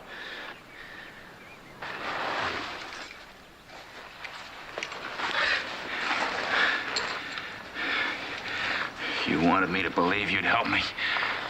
Why didn't you? Help you? He ought to have shot you. You pull a fool stunt like that, you'll get us both killed. We could have gotten away. These leg irons. Now I know you. You want me to help you, but only to save your own neck, not mine. You better listen to the sergeant, soldier. It's just lucky for you that I prefer bringing my prisoners in all in one piece, most of the time. I ain't like Lige. Who's Lige? Yeah, Lige Moody, my hunting partner. He ain't got a gentle disposition like I got. Well, I seen him and the boys kill a prisoner for a whole lot less than you just done. Just doing your patriotic duty. Now and then, why, we catch somebody, a spy or something, that we can peddle up in Canada. You work for the British, too? Man's got to keep busy, you know. Which side are you on, Harmon? Oh, I've been on both sides from time to time. I'll say one thing for the British, they sure pay off a lot better than the Army does. 100 pounds, 200, why, even more than that if a fella can lay his hands on the right party. Who would that be? Someone like Daniel Boone? Boone? He's the biggest catch-all. Why, if we can ever get a hold of Daniel Boone, you know how much he'd bring up in Canada? 500 pounds.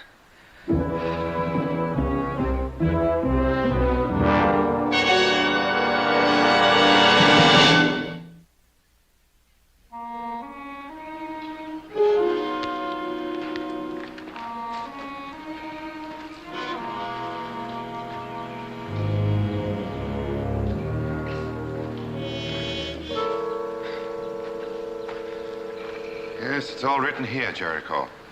You see? The man stood by his horse here. Then he mounted and he moved on. Two men rolled down the slope, and they stood approximately here.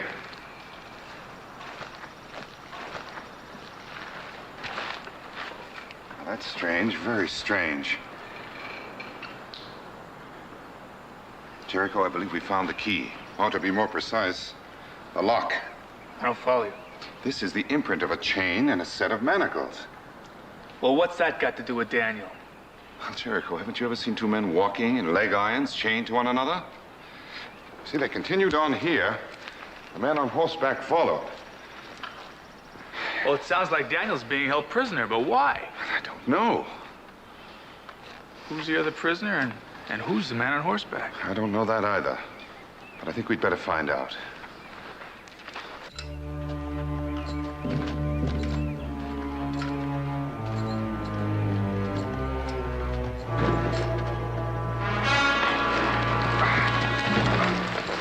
What are you up to? Didn't I warn you? It's not his fault. He's half dead on his feet. There's nothing wrong with me. I can go on. Hurry loose, Sergeant. That's better. Now get moving.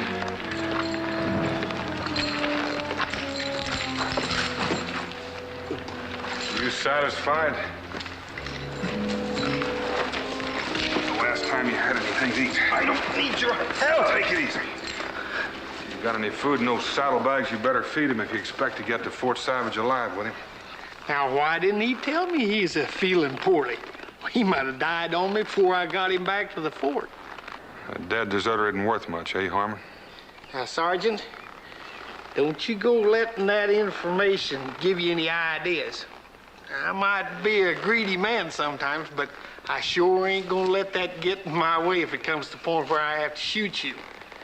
You know, there ain't no discount on damaged goods, and I'll guarantee you that if I wing you, it'll be in a place where it won't kill you, but it might smart a bit. You'll feel better after you have some grub. Here, give him that.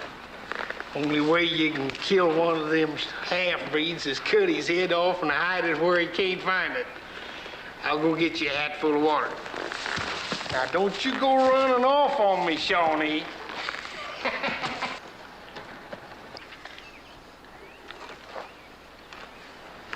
Shawnee. My mother was Shawnee. Reuben Stone is my father's name. He was a fur trapper. The Wyandots killed him soon after I was born, and then they burned down the cabin my father had built. Did your mother raise you? With her people. She taught me the white man's ways. If she'd left her people, why did she take you back? Where else could she go? A squaw with her papoose. She had to go back to Scioto country. Tell me what else happened, Reuben. Tell me about the army. There was a girl. But she chose a full blood in preference to me. So I left the village. Could have been your first mistake. Where do you live when neither the white man nor the Indian wants you? I've got a friend that's handled that pretty well. But you still haven't told me about the army. I got drunk. When I woke up, I was in the army. I didn't remember signing on, but there was my name on the paper. Shanghai. I could have been with my mother's people now, but you had to stop me. Well, as I recall it, you laid me out and stole my wagon. Am I expected to say thank you kindly? You know the trouble with you, Reuben. You think everybody's your enemy. If I'd known back in Salem, I'd have helped you. If you had known, you would have helped me the way all white men have helped me. Well, we're not all alike, Reuben. We're not all Indian killers. You kill, you destroy, you lay waste the land. You kill more game than you can eat. Well, some do. I don't deny it. But not all of us. Oh, tell that to a child. I don't believe you. I trust no one. You and me agree on one thing, Shawnee. Don't trust nobody. Here, here's some water. That ought to put you on your feet. Now let's get moving. Come on.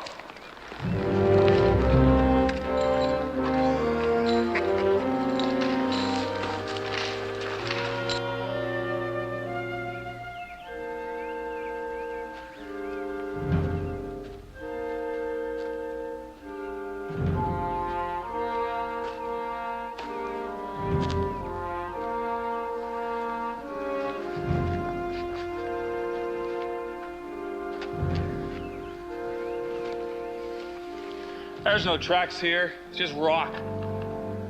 Tell the truth, Mingo. We've lost Daniel's trail, haven't we? Oh, we'll find it, don't worry. And all these rocks? Well, all along the trail, Daniel has left signs for us, but here in these rocks, we can't look for tracks. Look for a marker.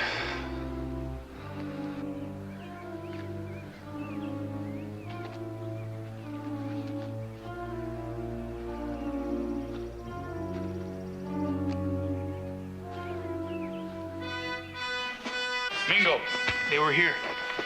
You see that? Good boy, Jericho. That's a piece of buckskin from Daniel's boot. You have sharp eyes. Probably would have missed it if you hadn't told me what to look for. Those rocks are impassable. They must have gone around.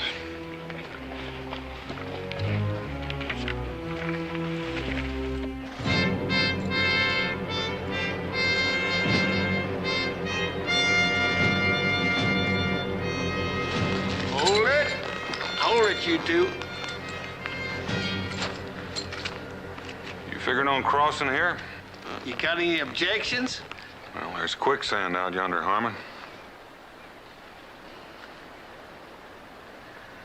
Now, you wouldn't be trying to scare me off of this river, would you? Now, why would I do that? Well, Sergeant, I've been watching you lately. You know, you've done everything but put up signs to try to mark our back trail. I think it's time we took to the water and see if we can't shake off any friends that you might have a following us. Well, I tell you, Harmon, there's quicksand out there. Sergeant, you know what? I think that you gone back to your evil ways and took to lying to me again. But if you ain't, there's one sure way of finding out if I'm wrong. When I see you two disappearing out yonder about midstream, I'm gonna turn around and head back for sure. Now you just get to waiting.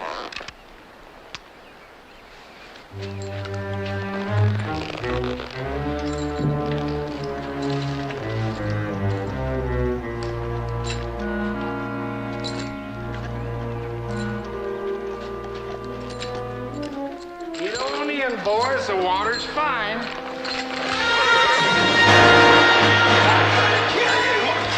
Now look what you done! You cursed me, my horse!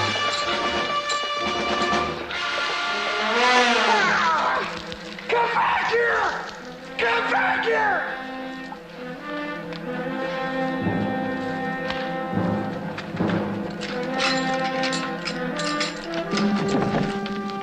Come on, come on!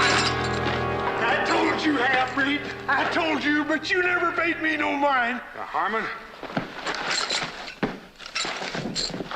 You've already cost me more than the $40 that you're gonna bring. I'm gonna lose money, but so help me, I'm gonna kill you! Wait a minute. You want money, I'll make a bargain with you. Now, what do you got to bargain with? Blake. What about him? His name isn't Blake. What did he lie to me about that for? Because he's worth more money than Blake ever was.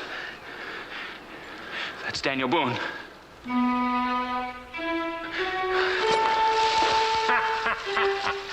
Daniel Boone. Oh, boy. Lice and the boys is gonna hoop and holler when they hear about this. You know how much you're gonna bring when we turn you over to the British in Quebec? 500 pounds.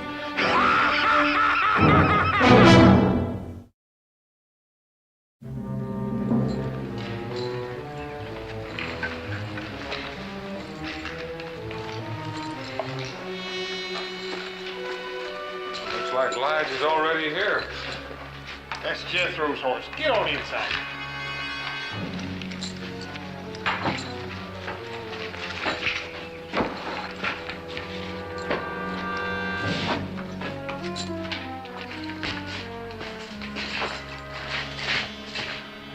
Well, looks like your friend's been doing a little celebrating. Jethro!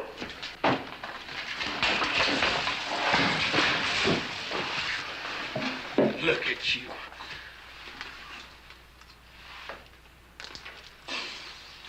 Yeah, drunk it all. Think that we left you here to guard that jug so some dishonest person wouldn't steal it. Figured Lige and the boys would be back here by now.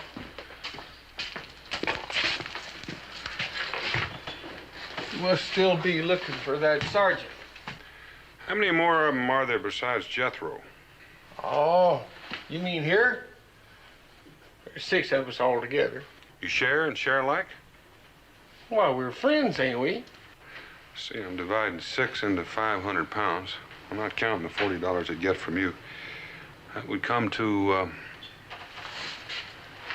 Let me see now, what would that be? I don't know. 80 some odd pounds. 80 pounds. Sure has a nice sound to it. 500 pounds sure sounds a lot nicer. Man could live quite a spell on that amount. Yes, sir, he sure could. On the other hand, if a man wanted to live high, 80 pounds wouldn't last long at all. Now, just what are you driving at, anyhow? I'm trying to figure out a way so you can keep most of that 500 pounds yourself. Now, what do you want to do me any favors for? Because I aim to ask a favor in return. Oh. You want me to double-cross my friends, don't you? That's it, isn't it? Well, now, they double-cross you, wouldn't they? That ain't the point. Elijah'd catch me a double-crossing him. He'd hunt me down like a hound dog hunting a possum. Harmon, how would he know? How would he know? Well, I'm supposed to meet him back here. Shoot, if I don't show up, why, he's going to start asking questions, and all he'd have to do is just backtrack me, and sooner or later he'd find out that I brought somebody in. Well, now, that's part of the idea I had. Now, Mr. Boone, you know, I'm plumb disappointed in you.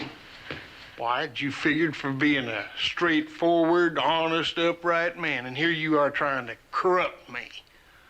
Well, that's enough to spoil a man's faith in human nature. Now, just what is this here plan that you had? What about the favor I want from you? Well, you ask it, and I'll consider it. Let Reuben go free. Now, why would I want to do that? He's still worth $40 to me. You'll never be able to collect it. You can't take me into Fort Savage, and you don't want to take him all the way to Canada with you. You know, you might have a good point there. What's the rest of this idea of yours? I can always go back to being Sergeant Blake again. That way you can say you're taking me into Fort Savage for the reward. And you'll only have to split part of the $500, and Lige will never know you've crossed him. You know, Mr. Boone, for an honest man, you sure got a dishonest mind. Is it a bargain? It's a bargain. Let's get these leg irons off.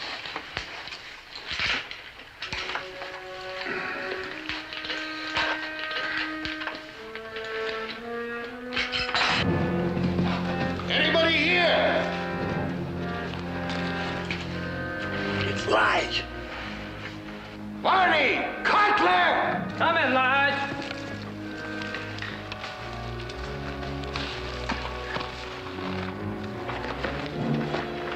Where you been? Traipsing all over. Been nary a sign of him. Where's Harmon? I ain't seen him since he took off of Salem. Lige, he always was a greedy one. Why couldn't he just waited 15 minutes more instead of hurrying back here to cheat me out of all that money? It's too late to turn that breed loose now. Maybe not. Here comes Barney. You just getting here? Got here early, Lige. Decided to go out for some game. Well, get a fire going. I ain't had since morning. Has anybody seen Jethro? Inside, Josh. Said he is feeling poorly. Got another skinful, you mean? Just about the same size as Jethro. Keep your head down low. Pull the hat down low over your eyes. Why are you doing this for me? I'm doing this for both of us. If I ever see you again, I'll explain it to you. Can you find your way back? I'm still part Indian.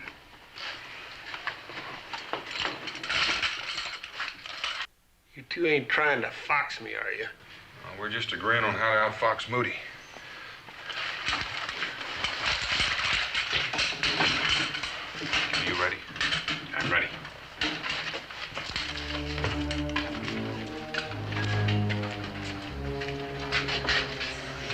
Walk easy to the other side.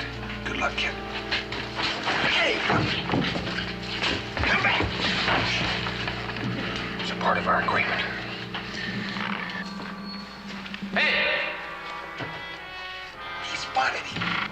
Jethro, come and eat. Yeah, he's probably sick to his stomach. If he ain't, he should be. All the rum he drank. He made it. He ain't paying him the least bit of attention. All right, now what are we gonna do with this one? Just put him in the corner and cover him up. I hope nobody comes looking for him. He's sure gonna have a time figuring out what happened to his coat when he sobered up. Give me a hand. Sure hope they don't take a notion to come in here. Shoot, there ain't nothing in here that they want. Don't even come in here when it's raining. Hey, let's get that table. No, Mr. Boone. But right now you're thinking that you can stall long enough, that breed I turned loose is going to come back here with some help for you. Well, the thought has entered my mind. And you're wrong. He ain't coming back at all. I know his kind real well. I wouldn't want to bet on it.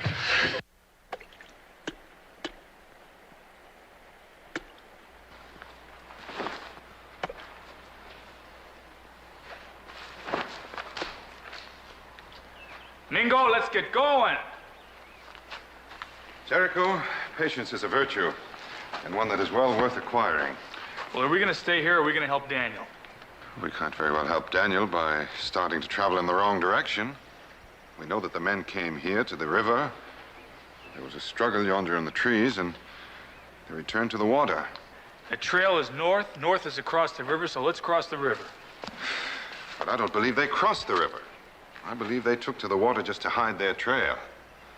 And which way did they go? Well, the answer lies somewhere along this riverbank. Let's try upstream. No, Mr. Boone, I can't fathom you. That man stole your wagon, he lied about you, and then he crossed you to save his own hide, and here you are sticking up for him. Well, Reuben is a man born to trouble, Harmon. Part white, part Indian. Doesn't know rightly where he belongs or how to find out. I feel sorry for him. Well, that's purely a waste of time, 'cause he ain't gonna think one bit more of you for helping him get away. All right, you ready to go out and meet Lige Moody, Sergeant Blake? Harmon, if we go out there now, they'll wonder why we didn't come out sooner. You're always thinking, ain't you, Mr. Boone? Well, I've been doing a little thinking, too. I think I figured out a way to keep that bounty money all for myself. You know, I ain't too anxious to go out there and talk to Lige either. I ain't the greatest liar in the world, a lying being against my principles the way it is. Why don't we just settle down here and make ourselves comfortable? Be dark pretty quick. We ain't gonna have long to wait.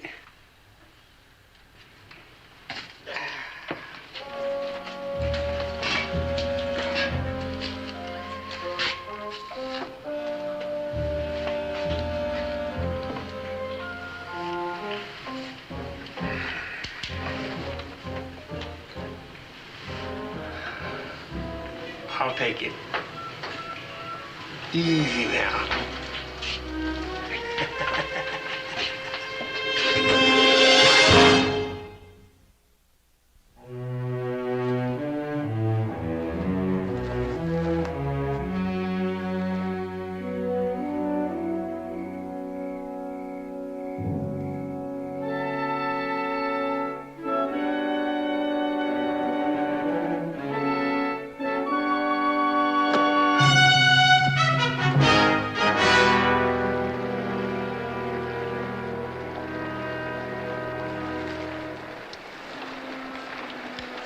Covered both sides of this river for 4 or 5 miles. Either they stayed in the water an awful long time or we're going in the wrong direction. I think we should go downstream. I don't know, Jericho. I just have a feeling. I think we should go a little further upstream.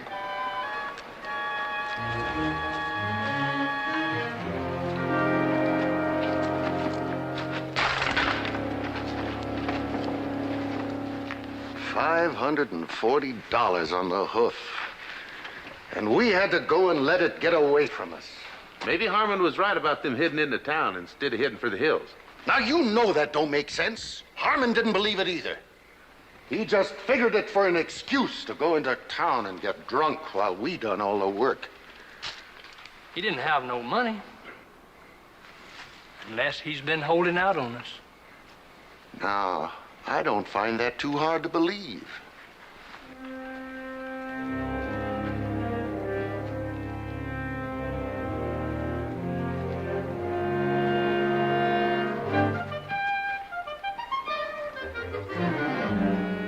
You know, there's times that I think Harmon ain't exactly honest.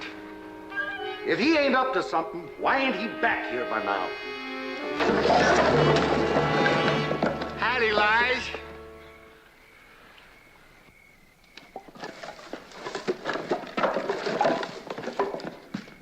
We were just talking about you, Harmon.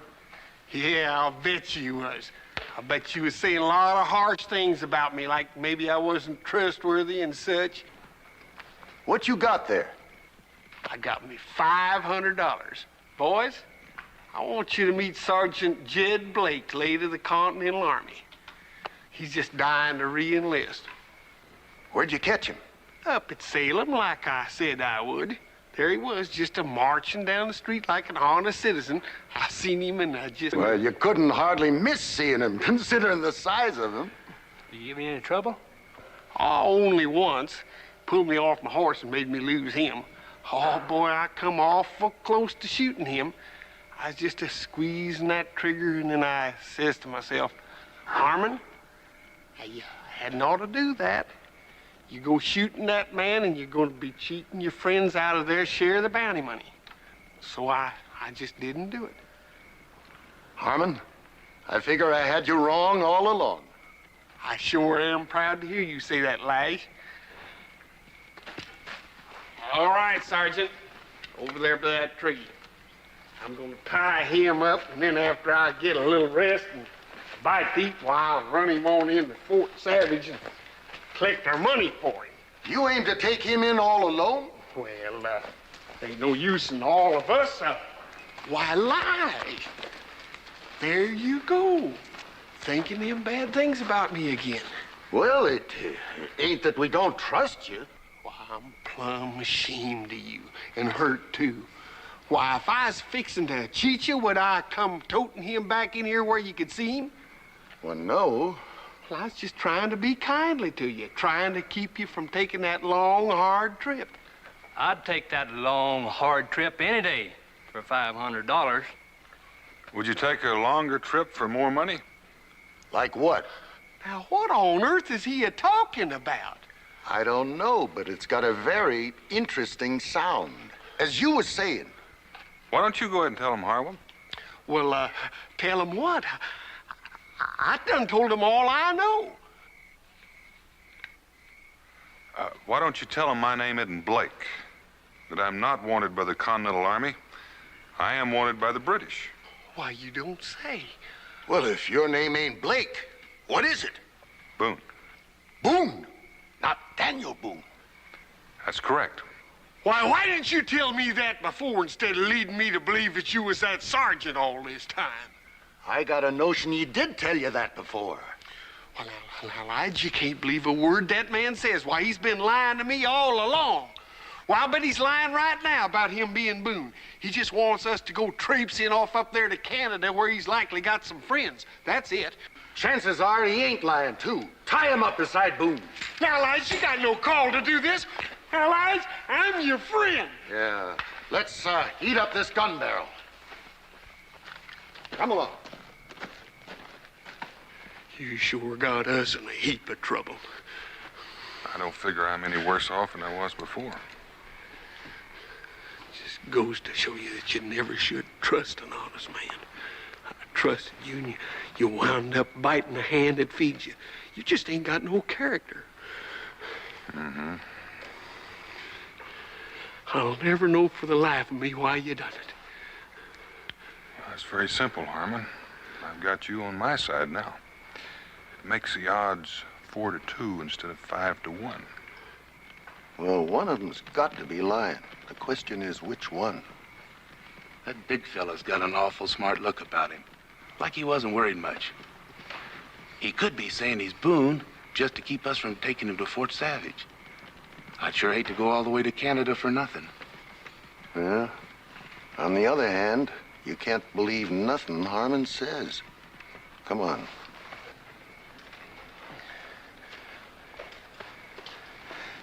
You even turned me loose, Lige.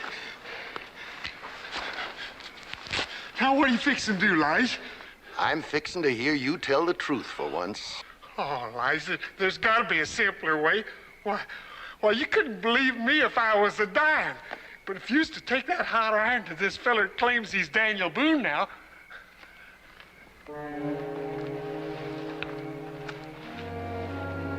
Now, that ain't a bad idea. Lay it into him.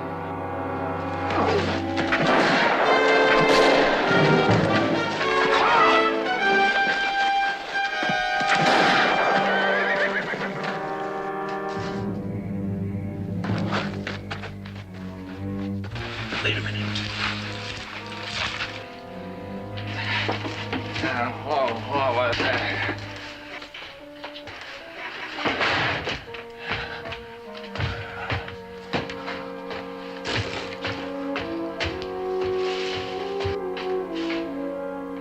We got you cornered, Boone. You might as well come out.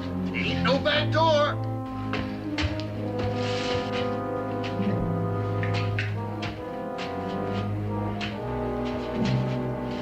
I hear him coming. Get ready. Don't hit him too hard. He's valuable.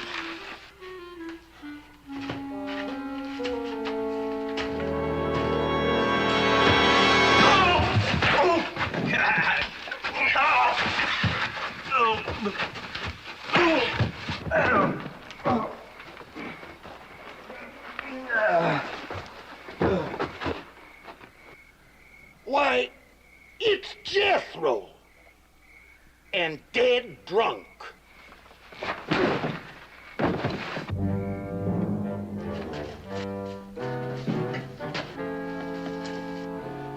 All right, boys. Let's go in and get him.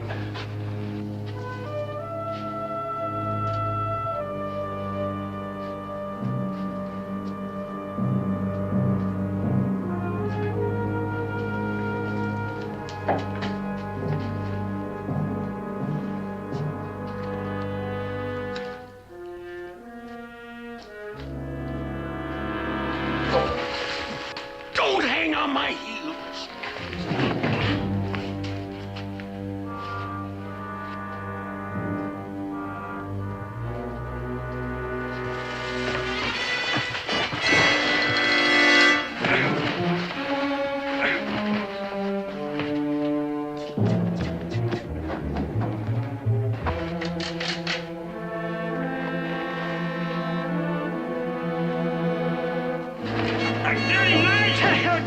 Let go, will ya? I'm Lige.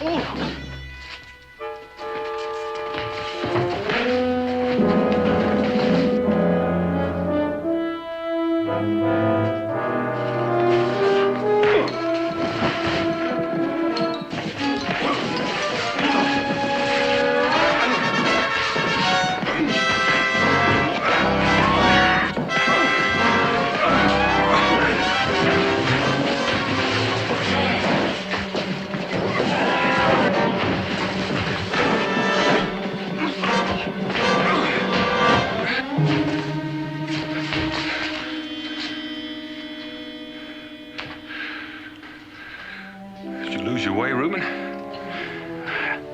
I think I just found it.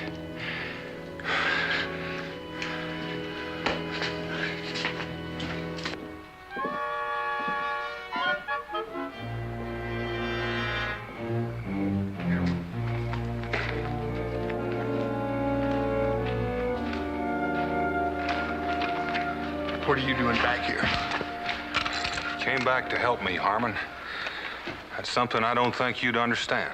Why, it's enough to ruin a man's faith in human nature. Boy, don't you know that you ain't supposed to act like a human being? Why, you're setting a bad example for every half-breed in Kentucky territory. Let me have that knife.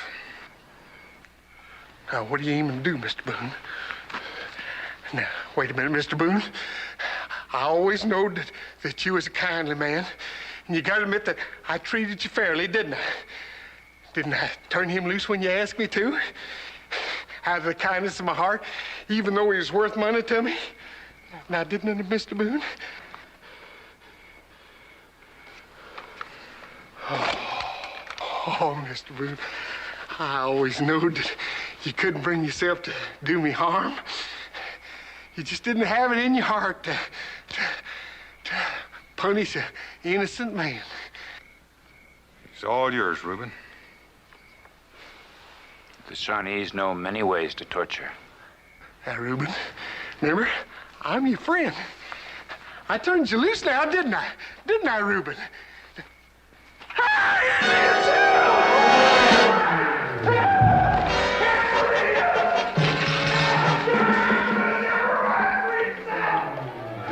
Want me to bring him back? Well, I don't know what we'd do with him if we had him. Reuben, come up here and meet that friend I was telling you about. He's half English.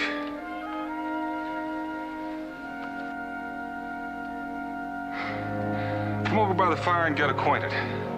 Jericho.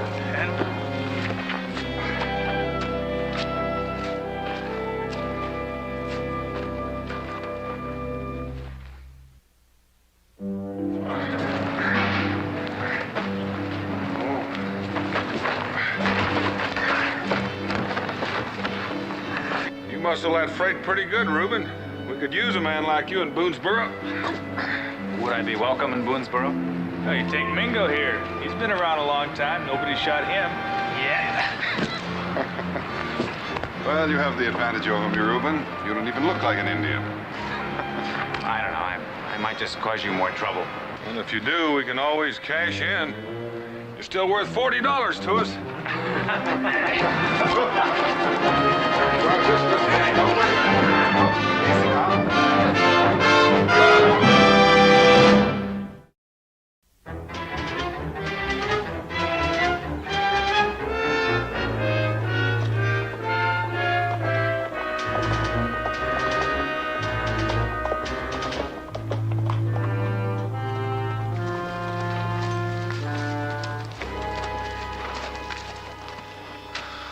There it is, Amy. What do you think of it? It's beautiful. I suppose that's Boonesboro. Has to be. That's the big city in this country. The only other settlement is Harrodsburg, and all the rest is virgin country waiting for a ruler. I'm going to carve a kingdom for you, Amy, and you'll be the first lady of the land. I don't want a kingdom, Roger. No, just a new life and a land where we can know and love the people. It's the nature of the man you married, and that's why you married me. We have friends in Boonesboro already, you'll see. What's that? Sounds like a baby. I'm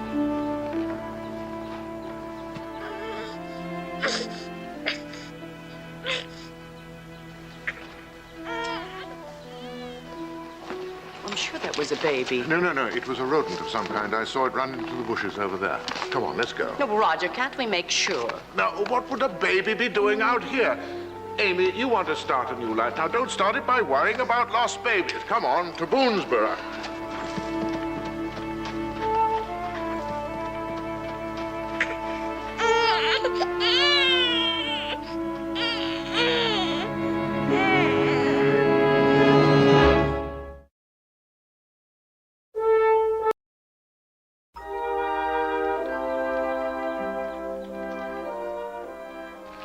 Well, Charles, I wish you could make up your mind to settle here in Boonesboro. There's been many a time when we could use a good doctor. I'd like to, but there's a certain young woman waiting for me in Harrodsburg, and this is one time the doctor doesn't want to be late. I could refuse to take you then. So I try to find my way alone, and then there wouldn't be any doctor in Kentucky at all. Holler when you get finished with that mule, Tolliver. All right, Donald. I'll be inside saying goodbye to Becky.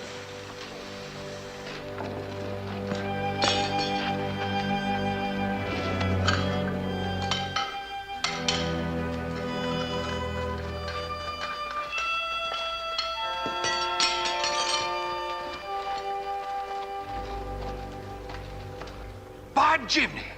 Colonel Barr! That's my old commanding officer! Colonel Barr. You know him? Well, yes, I know him. Thank you, darling. Colonel Barr, what in the Sam Hill are you doing away? Oh, I'm sorry, sir. I reckon you don't remember me. Is that what you think, Tolliver? Amy, meet Corporal George Tolliver, who took a bullet for me at Hamden Bridge. How do you do? How's the leg? Oh, that's a very valuable egg, Colonel. It always tells me when it's going to rain. Ben, come on over and get the Colonel's horses. There's somebody else could be mighty glad to see you, too. Come on, this way. You see, Amy? Friends.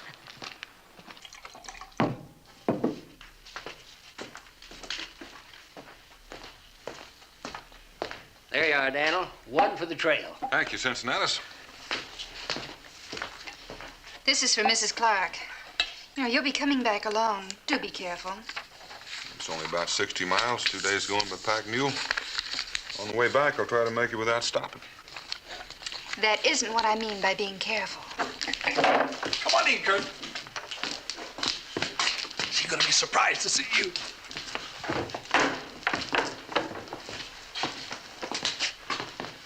Cincinnatus, look at who's here. Colonel Barr! So the old Miss Sergeant is still at it, eh? They just got here, all the way from Virginia. Daniel, Becky, come on over and meet Colonel Barr. You've heard me mention him hundreds of times. Hello. Colonel, this is Daniel Boone and the missus. Glad to know you, Colonel. How do you do? Mrs. Boone? Colonel Barr. You must be Mrs. Barr. I'm Amy. Oh, if you've traveled all the way from Virginia, you must be ready to drop. Well, Come sit down. Thank you. Daniel Boone. So you're the man who gave this place its name?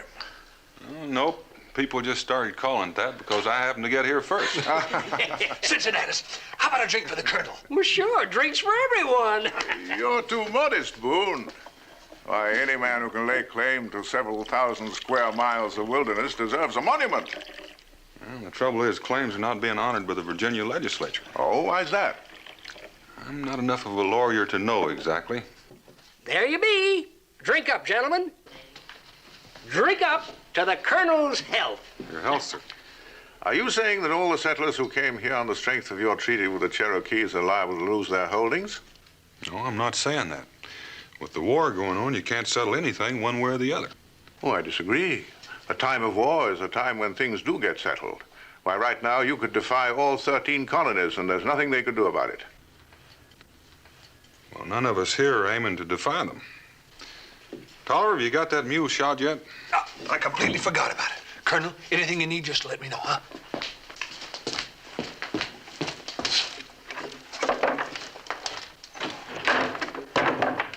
Then you'll be staying here? Yes. How wonderful. Well, your husband must be out of the army.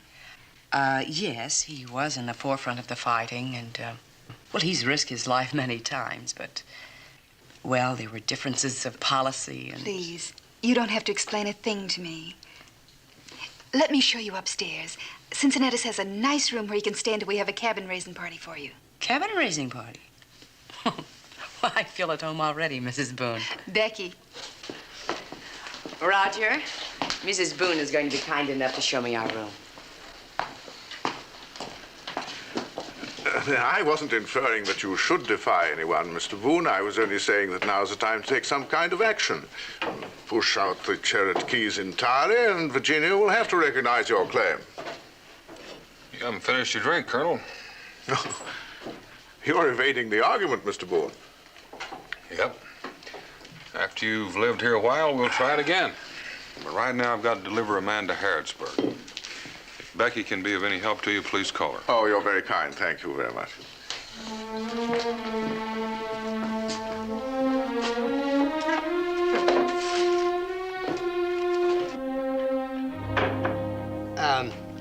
A drap more, Colonel? Oh, thank you. I do hope I didn't sound too presumptuous, Cincinnatus. I only wanted to say that you folks here need better protection of your claims. Well, out here in Kentucky, we sort of get out of touch with things. I tell you what, how about us putting on a party tonight for you and your wife? Done. I'll be with you in a minute, Daniel. Dan, how do you like Colonel Barr? Well, for a man who just got here, he's mighty spry with his advice on how we ought to run things. His wife's a fine woman, and she seems devoted to him. I'm glad to hear it. Cincinnatus and Tolliver swear by him, too. Maybe he's just in the habit of giving orders. All set, Daniel. 3 days. I think I'll walk with you to the stream and then go on home.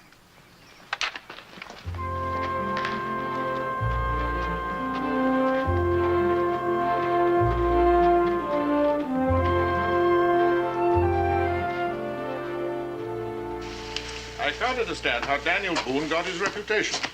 He struck me as being singularly lacking in imagination and any sense of responsibility towards the people in the community. Well, he doesn't rule the place, Roger. He simply lives here. Well, someone should provide leadership. What's his wife like? Becky? Yes. Oh, intelligent, charming woman. I like her very much. She thinks Daniel is the finest man on earth. Well, he's got a strong back. Maybe that's all the people expect here in Kentucky. But I'm going to give him more than that. I'm going to organize this territory and force the Virginia legislature to recognize all of the claims, including a few thousand acres of our own. I'll build up a well-trained militia and run the Cherokees off all that fertile land to the south. This country could be autonomous, Amy, and you and I could direct it. Roger, aren't you going a little fast, taking too much into your own hands like you did when you ordered the attack at Greenwater Hill? That attack was sound, Amy, if only I'd had the backing You of the didn't have the General backing South. because you disobeyed orders. Amy, we don't talk Darling, about I'm sorry. I'm sorry. And in any case, here in Kentucky, I shall be giving the orders. But, Roger, can't we first take time to get to know the people? Well, of course we'll take time. They're giving us a welcoming party tonight. We'll have time to meet everyone. They like us, Amy. That's the way we impress people. And if I didn't seek the leadership, they'd force it on me. Now, you wouldn't expect me to run away from that, would you? No. I'd never expect you to run away from anything. I just wish you would learn to treat people as people, not chessmen.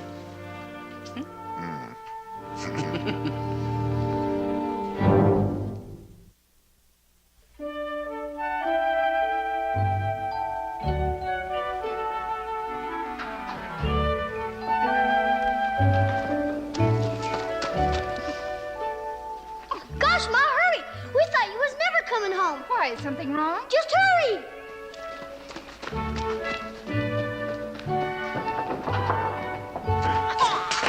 Ringo, what is it? A baby. An Indian baby. Yes, Jericho and I found the little tyke, either lost or abandoned near the trail. Seems terribly weak. Aw, abandon. Israel, get some milk from the cooler. Mingo, stir up the fire and get a pot for the milk. Oh, it feels hot. Poor little thing. Why would anyone abandon a baby? I don't know. He's probably from my tribe, but I brought him here because it was so much closer. Don't apologize. Of course you brought him here. His mother may have put him down to rest and then couldn't find him again. Or perhaps she met with some accident. Well, right now, the important thing is to get some food into him. We'll find out who the mother is later. Israel, dear, here, take the baby. And be careful. Mingo, Israel's old cradle is out in the woodshed. Fine.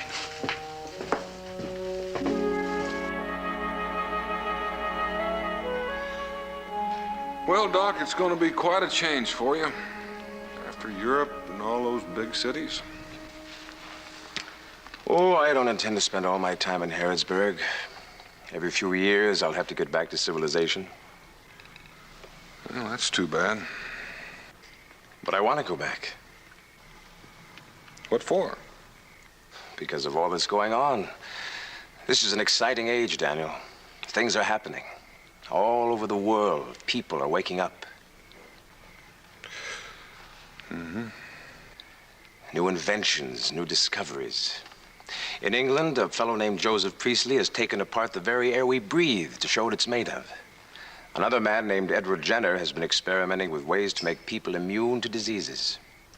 In this country, Ben Franklin has pulled the lightning right out of the sky. And in France, there's a man named Mesmer who has discovered something called animal magnetism.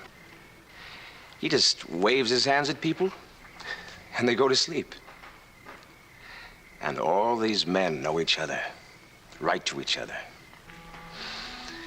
It's the most exciting age the world has ever known.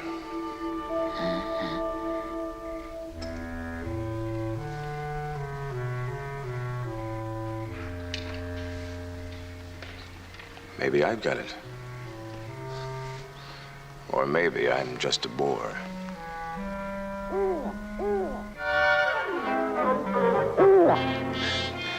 Thank you.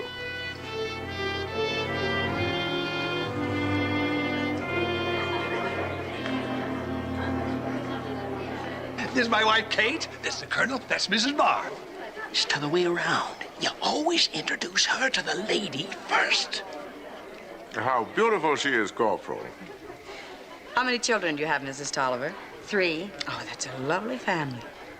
Oh, this is ridiculous standing around having everyone greet us as though we're visiting royalty. Let's dance. Yeah. Please, everyone, let's start the dance. And I'll start the pouring. That was splendid, Amy. That young woman will be your slave for life.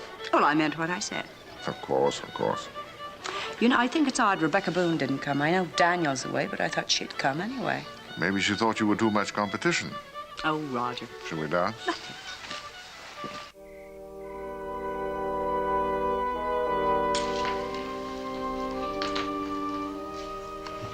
Aren't you going to the party, Ma? No, dear, I don't think so. I thought you said you liked Mrs. Barr. I do. I like her very much. And I'm sure she'll understand. Well, I can take care of the baby. It's been quiet for quite a while now. Too quiet.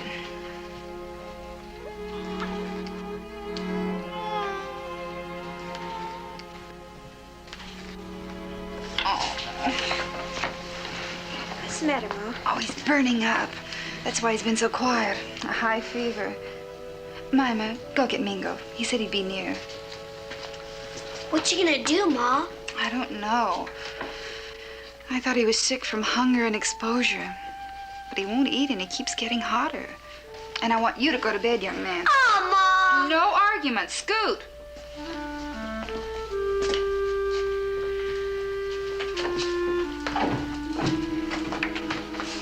Yes, Rebecca. The baby's worse. Mingo, Cincinnatus has a whole shelf full of medicines. Well, tell me what you need. I'll go get it. I don't know what I need. I don't even know what Cincinnatus has or what it's for. Well, then I'll go get Cincinnatus, too. No. No, we'll take the baby there. It'll be much faster, and maybe some of the other women will know what to do. Mima, hand me that blanket. I've got to keep him warm.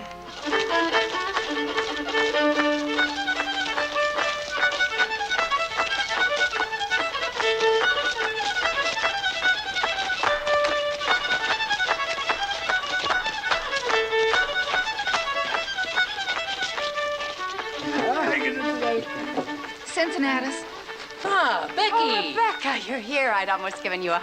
I'm sorry, Amy. I couldn't come because of the baby. The baby? Well, I didn't know you had such a young one. Oh, it's not mine. It's an Indian baby. Mingo found him, abandoned near the trail. By the trail to Boone's Barrow? Yes, and he's sick.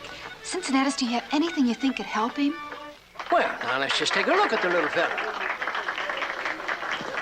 Is something wrong? Broken out in a rash. Just since we left home. A rash? Stand back, Amy. The rest of you keep your distance. This baby has smallpox.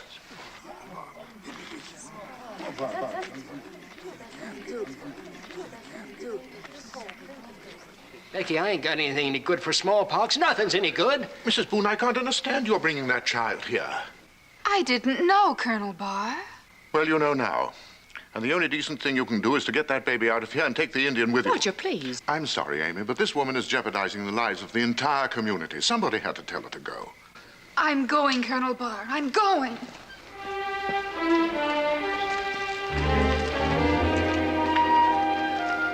Mingo?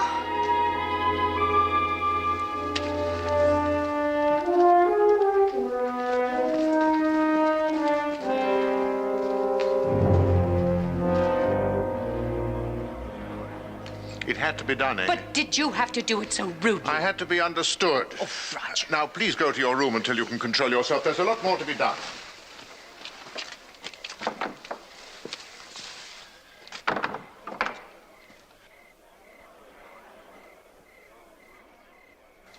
Now, could I have everyone's attention? Smallpox is an extremely contagious disease with a high mortality rate. Even those who recover from it are marred for life. Now, did any one of you actually come into physical contact with that baby? How about you, Cincinnatus? No, sir, I didn't. I come close, but I didn't touch it. Good. Then if we act wisely, we may still be able to isolate the disease and keep it from spreading. But first, we must give someone the authority to act. Someone that you can trust and obey. Any nominations? If Daniel was only here. Daniel? How's Daniel going to isolate the disease when it's right there in his own house? Be mighty hard for him. Why don't you take charge, Colonel? I've subbed under you before, and I can tell every man and woman in Boonesboro there's no finer officer alive. I second that nomination. In fact, I'll second anything Cincinnati says about him. Tell us what to do, Colonel. Just a moment. The man you elect must have unquestioned obedience. Now, I'm new here, a stranger to most of you, so there must be someone else that you'd like to nominate. Well, let's make it unanimous for Colonel Barr. Come on, all in favor, show your hands. Show your hands.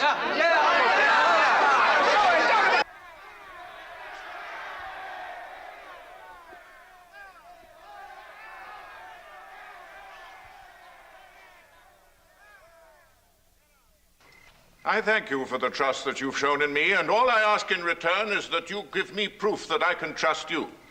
Now, the first order is going to be the hardest of all to obey, because I know that all of you think of the Boones as your friends, but they must remain isolated. Until the danger of an epidemic is past and the Boone's cabin burnt to the ground, there can be no contact. No, we can't burn the Boone cabin. No. Burn the Boone cabin? I reckon so, if that's what it takes. I hope that no one tries to disobey this order, but to enforce it, we'll post a watch. And if anyone should succeed in breaking it, that person will have to endure the same isolation. Now, is that clear? But, Colonel, Becky Boone has got her own kids as well as a sick baby. How is she going to eat? I think that Indian Mingo will be able to provide for her, but in any case, her husband will be back in a few days. I see no problem. Now, Cincinnatus and you, Corporal Tolliver, come with me. The rest of you are dismissed.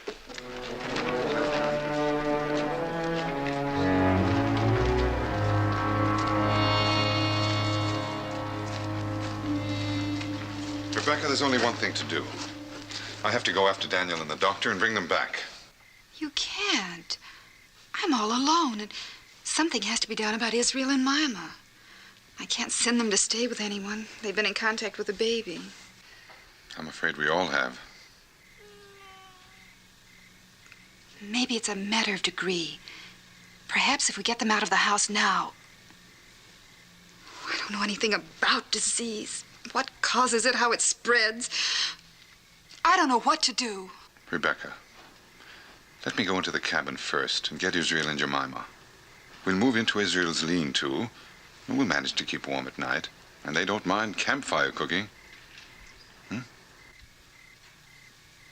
All right, Mingo. Please hurry.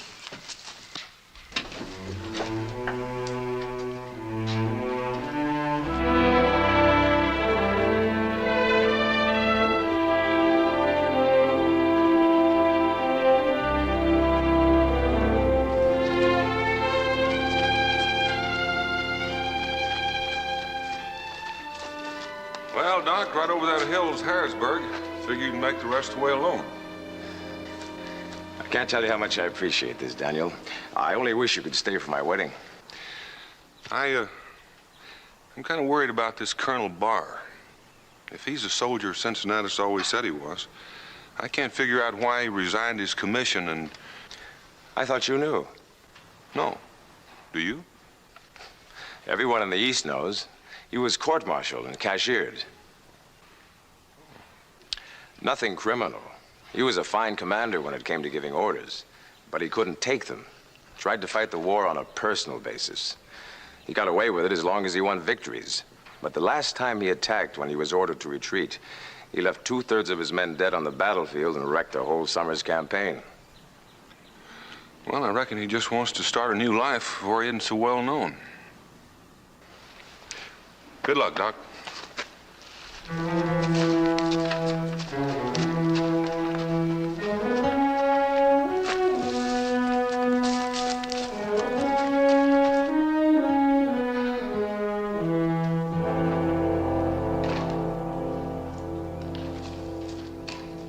Well, that's enough wood, Israel. You'll have the pot boiling over.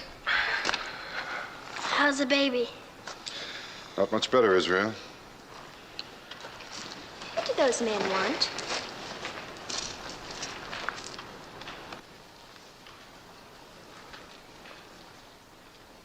I don't know.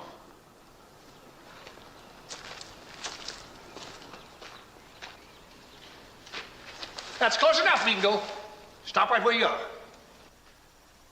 What's this all about? I'm here just to make sure no one leaves and no one comes a-calling.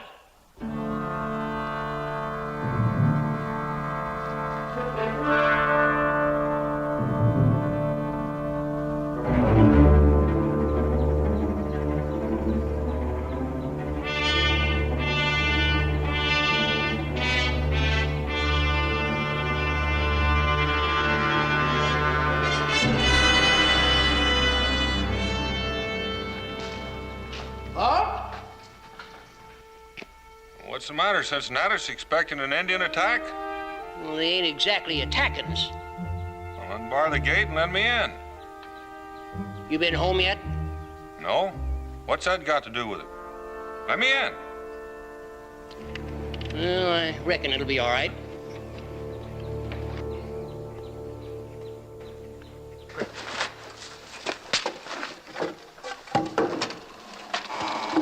Now, why wouldn't it be all right? All right, men. Let's go through it once again with empty rifles. On the command, the first line fires. Then you drop to your knees to reload. What's the meaning of this, Cincinnatus? The Boones are in quarantine. Colonel Daniel ain't been home yet. He ain't even been near the baby. Baby? What baby? So he can't be contagious. Contagious? Will somebody tell me what's going on? Yes, I'll tell you, and it isn't pleasant. While you were away, your wife took in an Indian child. The child has smallpox. We had to isolate her in your cabin to prevent spread of the disease. You mean you've left my wife alone in the cabin with a sick baby for 3 days? By whose orders? By my orders. Well, since when did you start giving orders? Since I was asked to do so by the unanimous insistence of the people who live here. That's true, Daniel. We had to have somebody who knew what to do, so we elected Colonel Barr. Well, what are you drilling for? You aim to fight smallpox with rifle balls? No, but we intend to wipe out its source. If there's smallpox among the Indians, they'll have to go. Now, we have a treaty with the Cherokee. It's your treaty, Mr. Boone, not mine. You folks all live under that treaty. You aiming on breaking it? It's the smallpox, Daniel. Colonel said it was the only way, so we all swore to obey him. I see. Just a minute, Boone. Where are you going? Well, where do you think I'm going? I'm going to my wife. Then I must warn you that you too will be quarantined and you will not be allowed to enter this post. Mr. Barr, your election wasn't quite unanimous. I didn't vote for you.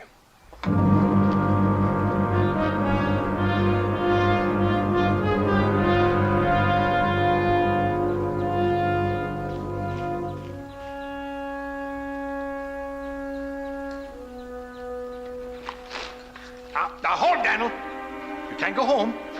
Nobody can. I'm coming through, Tolliver. Now, Daniel, don't make me have to. Daniel!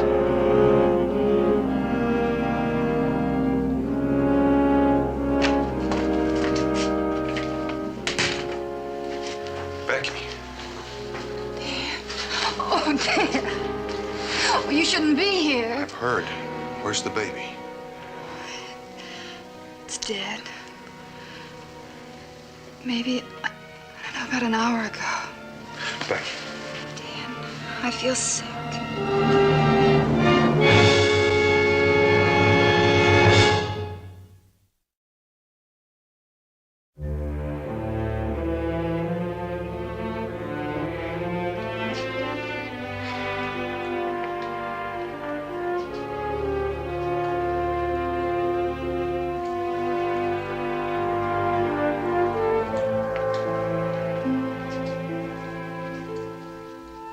I wanted to go after you, Daniel, and bring back the doctor, but Colonel Barr has the house under guard, and there was no one to look after Rebecca and the children.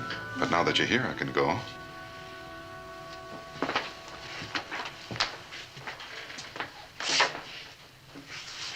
It'll be dark enough in a few minutes that you can get away. I made the trip in 12 hours, but I don't think the doc can make it that fast. I figured it'd be more like 30. I'll be all right, Dan. I will. They'll shoot Mingo. Oh, Rebecca, I'm going. Not only for you, but for my own people as well. But there's nothing a doctor can do.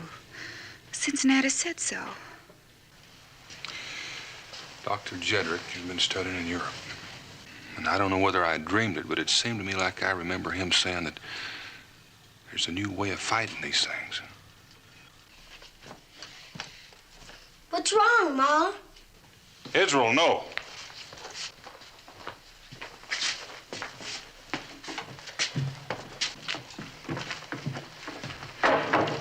You mean Ma's got it too?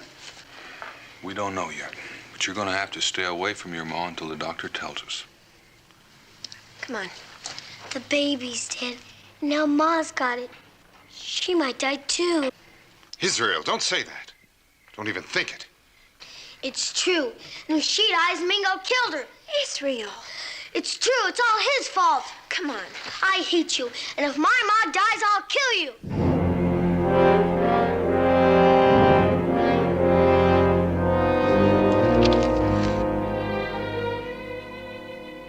We know you're worried, son. We all are. But if anybody's at fault, it's Mr. Barr. He should have used his authority to send for a doctor instead of making you a prisoner in your own home. Now, you go on with your sister to lean-to and don't worry.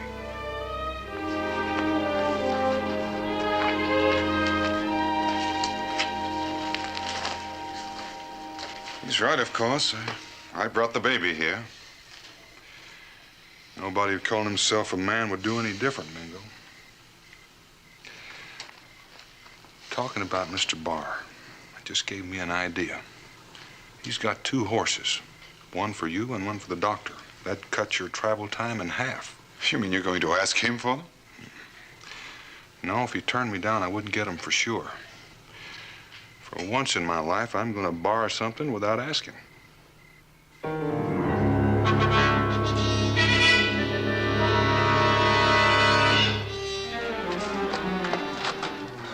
Open up the gate! We're going for Tolliver!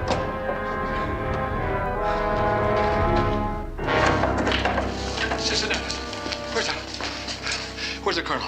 I gotta report what's happened. Just went upstairs. I'm right here, Corporal.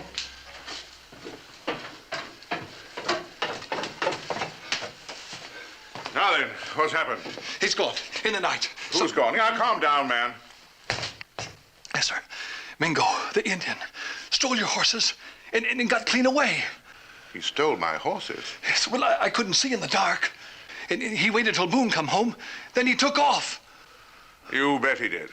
Because Boone told him we were planning an attack against the Cherokees. Yeah. That's where he went to warn them. When did you find out that he left? Well, this morning when they buried the baby. The baby's dead? Yes. Miss Boone, she got the pox. Maybe the kids, too. Then it's spreading. And Mingo'll make it spread farther. We've got to act fast. Get word out to the outlying cabins. I want everyone assembled here within an hour. Yes, and I'm sorry about them horses. I'll get them back. Now get going. Now, first I'm going to take care of Boone. A traitor to his people.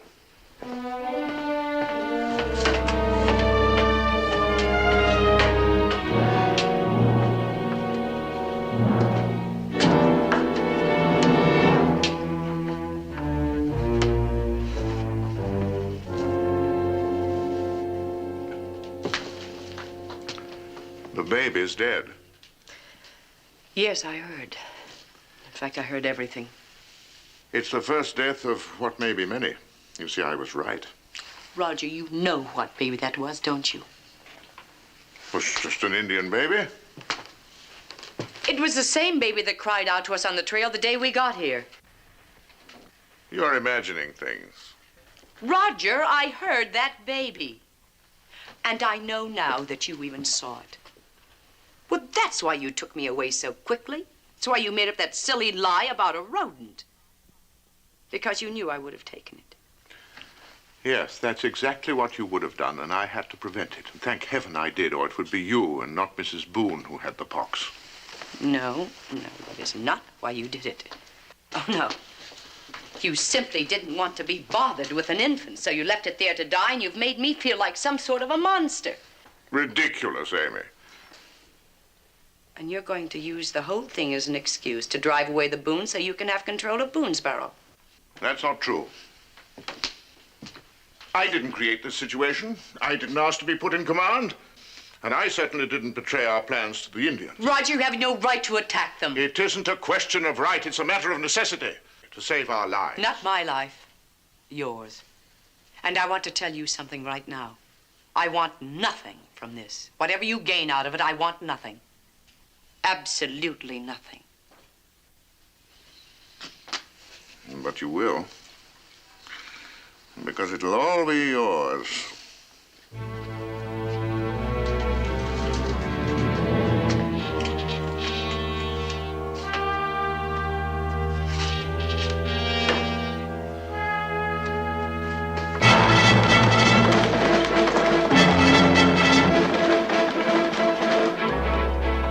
Now, why Boone betrayed our plans to the Indians, I don't know. I do know that it is outright treachery.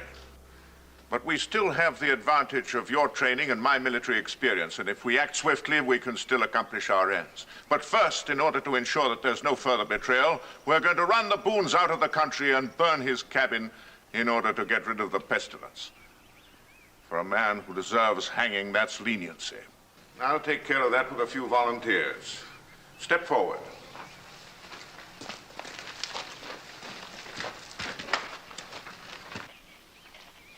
Cincinnatus. I thought anybody who served under me before would volunteer. I know we gotta protect ourselves, and I know we promised to do what you said.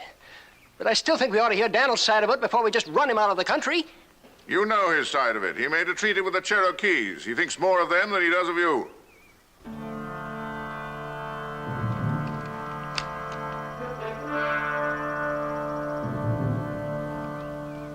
Colonel Barr. He's coming. Dan Boone. All right, Cincinnatus, you're about to hear Boone's side of it. But in view of the way he betrayed us, not to mention a little horse stealing, I warn you against believing a word he says.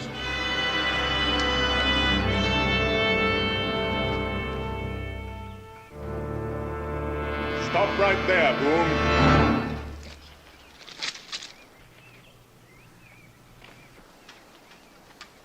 I wasn't planning on coming in. I just came to tell you why we had to borrow your horses. I know why you stole my horses. So that Indian friend of yours could warn the Cherokees that we were coming. That's not true. Mingo went to Harrodsburg to bring back Dr. Jedricks. If you had any feeling for those folks inside, you'd have sent someone 3 days ago. It's a fine story, but I don't believe it. There's no cure for smallpox. You can only wipe out the source. Mingo left early last night. If those horses of yours hold out, they ought to be getting in before long. Then we better wait, hadn't we, Colonel? If Mingo does bring the doc back, then we'll know Daniel's telling the truth. He's stalling to give his Indian friends more time. Is that all you've got to say?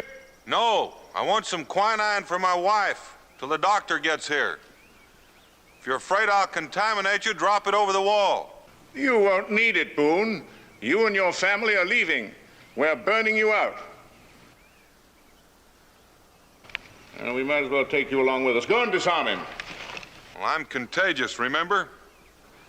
Suppose you come and disarm me. Stay where you are, Boone. Now you stay where you are. Old Ticklicker here is a sight more accurate than that double-barreled dueling tool of yours. Go out and get him. Hold it! Don't anybody open that gate. Can you hear me? I'm telling you the truth. The doctor will be here soon, and I aim to be around when he gets here. I'm not feeling too friendly towards some of you folks. Don't anybody make a wrong move or Mr. Barr is going to get hurt. Now, Cincinnatus, get me that quinine. Stay where you are, Cincinnatus. He's bluffing. Don't try me, Barr. I'm going to count to 3. 1. You'd hang for murder. 2.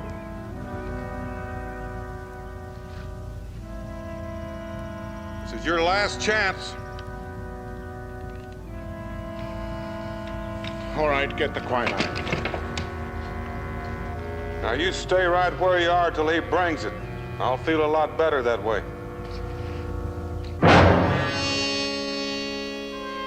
I understand now, Boone. You're only waiting for your Indian friends to help you. Down!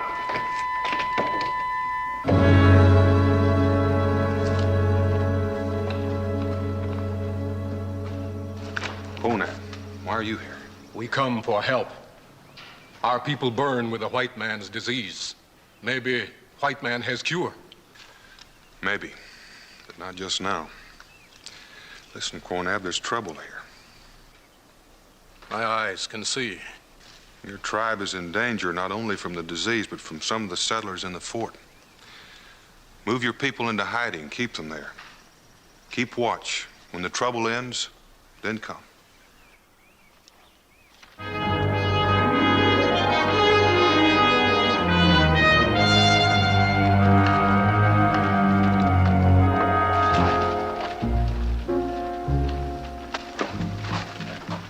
Now, we move fast.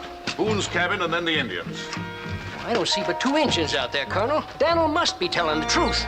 Are you obeying orders or not? Well, I ain't gonna burn out Daniel. I can't. Then stay here. I want no one but men that I can trust. If you fit that description, follow me.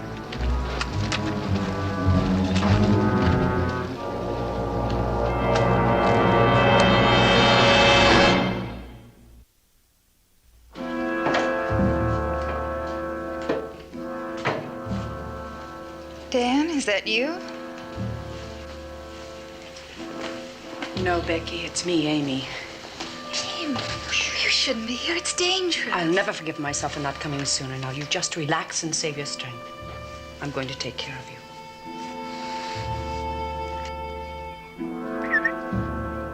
Hey, there's Pa! Did you get the medicine, Pa? No. You can't stay outside. Go to the cabin, inside. Inside? You mean Ma's all right?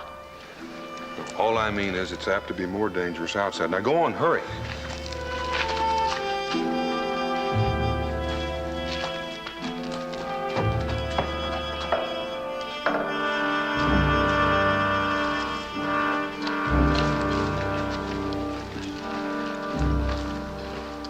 He didn't say what it was. He just said it was worse outside than it was in. I'm going out there. Becky, no, you can't.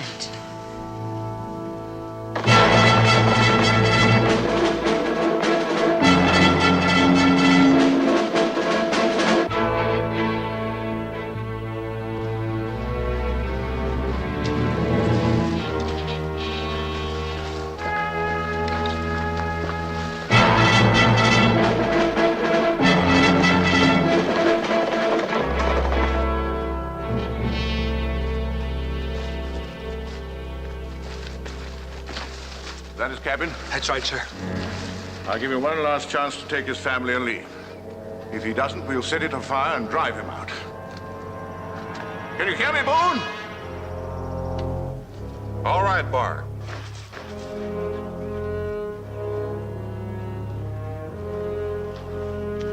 This is as far as you're gonna go. Now, don't try to stop us, Boone. We're burning your cabin to destroy the contagion.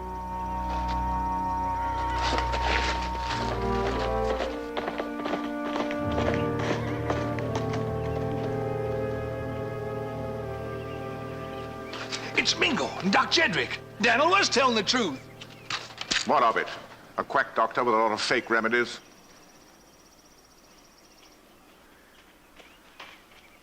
I brought the doctor as quickly as I could, Daniel. I'm in charge here. I didn't send for you, and I don't need you. I'm asking you for time to make a complete examination. There is no time. We're running the Boones and everyone in that cabin out of the country. Then I suppose I'll tell you goodbye, Roger. Amy. Don't come any closer. I'm contagious. I've been trying to help out Mrs. Boone. But I don't understand. Why? Rebecca took in an infant that should have been my responsibility. Now, whatever happens to her should happen to me. But that wasn't your responsibility. You didn't even know. You did. I'm your wife, Roger. Your responsibilities are mine. Amy, but to risk your life. How else could I make you understand? We came here for a new beginning among people who would accept us as friends. But instead, you brought the old life with you. Nothing has changed, just the setting. Well, I can't live that way any longer. So I'll have to leave the country since you've asked me to. No, Amy, I never meant that. Don't, Roger. You're just endangering your own life. It's your life I'm thinking of. Well, there are others besides mine. Can't you think of them, too? Dr. Jedrick.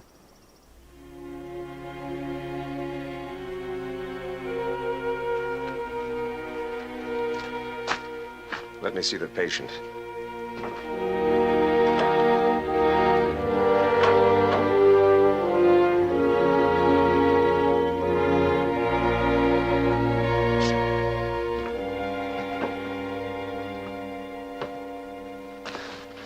Well?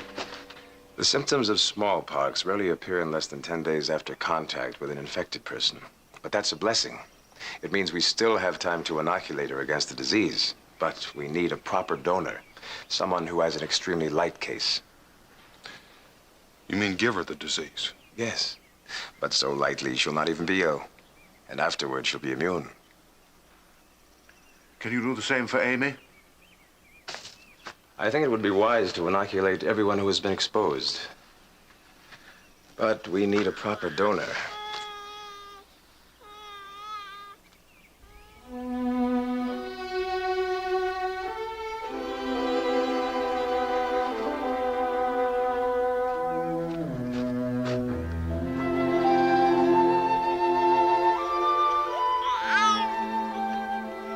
When did she get sick? Night of full moon. Full moon. 8 days ago. She'll be all right. Much more than all right.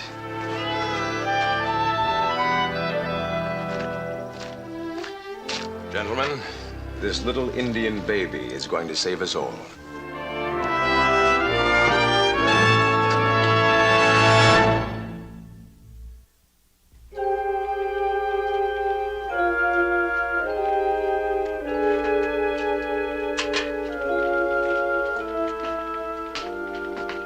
That's all. Next.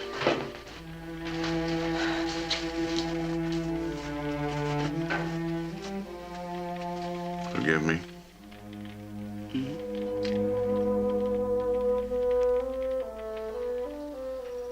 Well, how does it feel?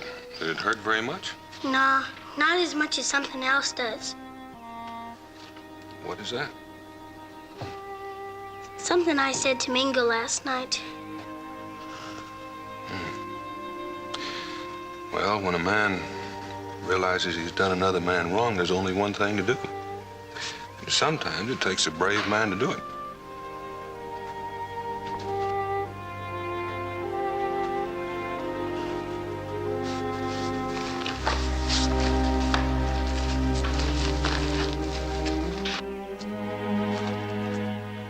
How are you feeling, Israel? I'm not feeling too good because of what I said to you last night. Will you forgive me, Mingo?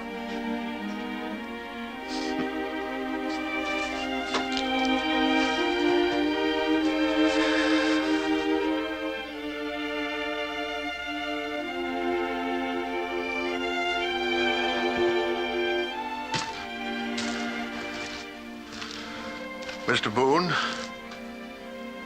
I wouldn't blame you if you didn't accept my apology. But please believe me, I'm sorry.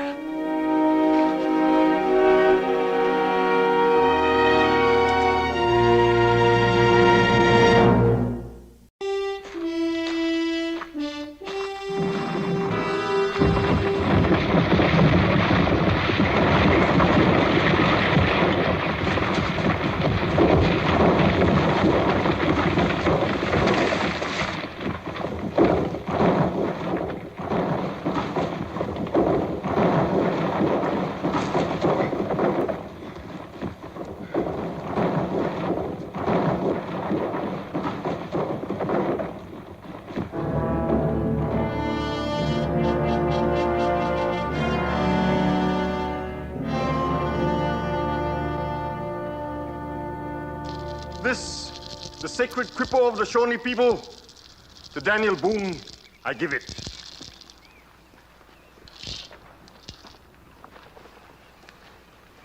You saved my life. Now you have become my Shawnee brother.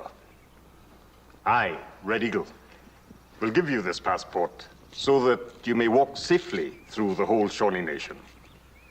This string of knots, see them. Half for the going, half for the coming. When you show this Kripo to any Shawnee, he shall cut off one knot, give you food and shelter, and send you peacefully along your way. Great Chief, I walk far to a village called Lancaster in Pennsylvania to buy me a new rifle. His old one was broken when he saved me. Here, this is for you. Now you do not have to walk far. Old Tower musket. English. Red Eagle? You see that stone at the base of the tree? I have to aim high on the tree in order to hit it. The shot drops. I need a rifle that shoots straight and true. One that you can load silent and quick in the woods. And so I go to Lancaster to see the great maker of guns. My thanks to you. This one will serve me well on my journey. Few are given the secret Kripo of the Shawnee. So guard it well. Go in peace to Lancaster. You'll find no enemies amongst the Shawnees.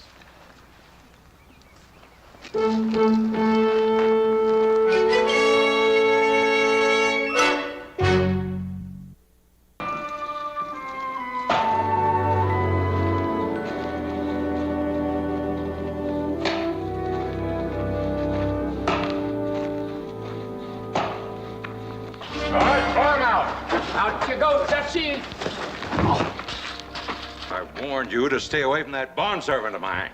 And keep out of my tavern from now on.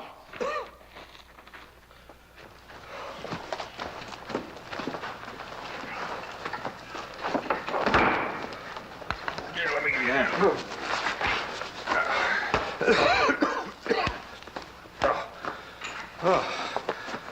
Thank you. Thank you. He's an evil man, that Simon Brasher. He's an evil man. Thank you very much. Thank you. Oh, now, hold on. Maybe you can tell me where I can find the gunsmith. Oh, I'm the gunsmith. Isaac Delph? That's me. Well, I need to talk to you. So talk. Oh, that Simon Brasher. Do you hear me, Sarah? I don't want that lovesick gunsmith mooning over you and interfering with your duties. Idleness is the father of sloth, and sloth is the teacher of sin. Do you understand me, Sarah? Yes, sir. Good. Now, go about your duties.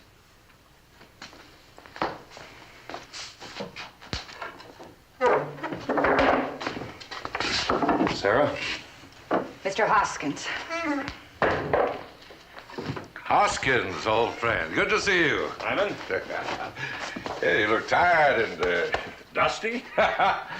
Join me in a mug of ale. Huh? All right, I'll have one. Sarah, mug of ale. How was your run? Fine, just fine.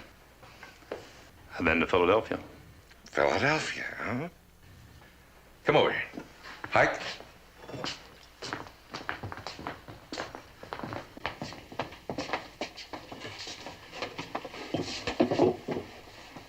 All right, now, man. On with it. Our bargain still hold? You doubt my word? Well, you plan to steal a gold shipment bound for the mint in Philadelphia? You want me to trust you? Shut up. Easy now, Pike. He does have a point. Here's the note you wanted, dated 2 years ago. Properly drawn and witnessed. Does that satisfy you, friend? You'll keep your boots dry. Note seems in order. Is that the deed? Yes. Transfers the property to you. Land and buildings. Bondservant, Sarah? Yes, and she's included. She still owes me 7 years' labor. Fine. Well, is it agreed? The tavern for your information about the gold shipments. It's agreed. I'll hold on to these. We're buying information. You get paid when we get the gold. How do I know that? Well, what do I want with the tavern when I'll be going to New Orleans? New Orleans? Nobody there to question how we come by French and Spanish gold. How do you plan to get it there? On the backs of my mules to the Mississippi. That's smack dab through Shawnee country. You go that way and you lose your scalps for sure. We're gonna make it. What we're interested in right now is the gold. The first shipment of gold's due through here 2 weeks from today. I'll be driving. You driving? What time? Figure I'll reach Whispering Creek about sunup. Any guards? 4 soldiers. You be armed? Yeah. Can you shoot somebody?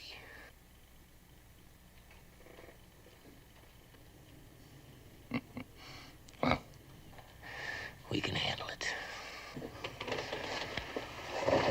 Fine. We'll see you before then. The less we're seen together, the better.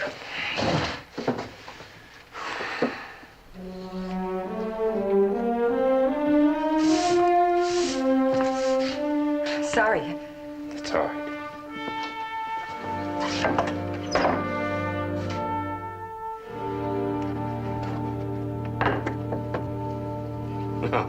No.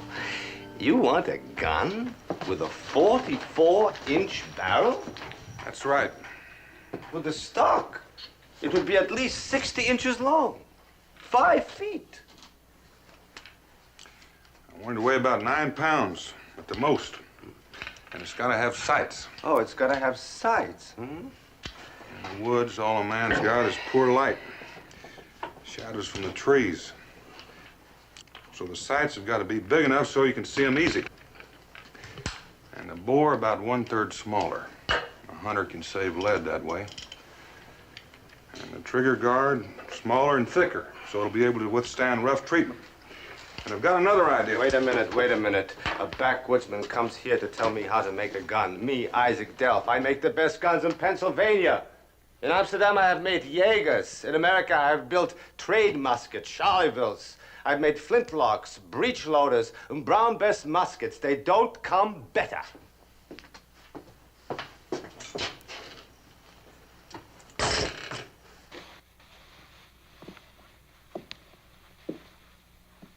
I want to use grease patches so the shot will slide easier down the barrel. A hunter won't have to hammer it down. A hickory rod will do it. One tap and it'll slide down like it was on butter. Mister, this is a Tower rifle. The Brown Bess, the English call it. The armies have used it for years. It's very good. Go. Mr. Delph, this is not England or Europe for that matter. Over here we got wilderness. And different conditions call for a different kind of gun.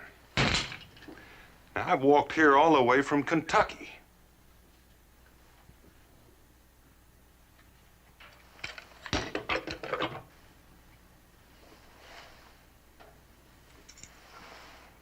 You have money? We got English gold, some French and Spanish too. That's all right. I can sell it to the mint in Philadelphia. Then you'll build my rifle for me? You walked here all the way from Kentucky? That's right. That's a crazy idea.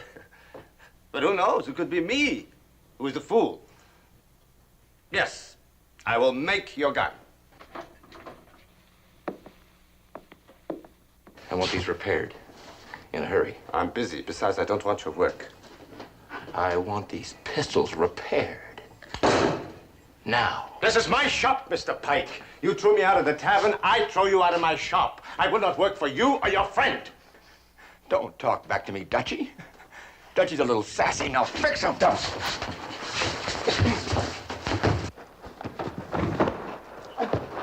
I'll get you for this, mister. I swear I'll cut you down to size. You shouldn't have done that. He will not forget it. But thank you just the same, Mr. Boone. Daniel Boone. Oh, Boone, Boone. Why did he throw you out of the tavern? Well, there is a woman there, Sarah Goodall, a bondservant. Oh, I admire her and respect her very much. Today, when I spoke to her, he and Mr. Brasher, they threw me out for that. Oh, but please be careful. He's a very dangerous man. Don't you worry about me, Mr. Delph. You just get started on my rifle. Today, Mr. Boone. Today.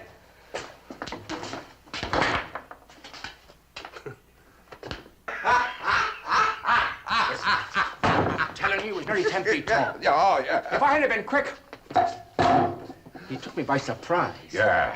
He nearly broke my arm. I'm telling you, next time I see him, I'm going to get him.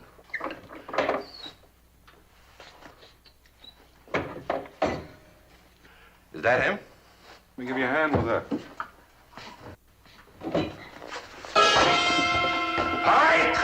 We have a room to let, but I'll have to ask the landlord, Mr. Brasher.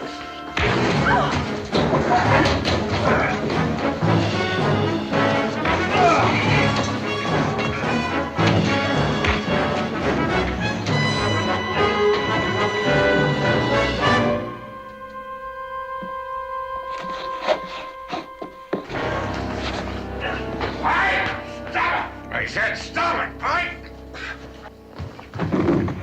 Now, there'll be no bloodshed in my house, do you hear? Violence is the work of the devil. We're all civilized men here, not slaughtering hooligans. Let me by! I said that's enough. It's enough. It's all right.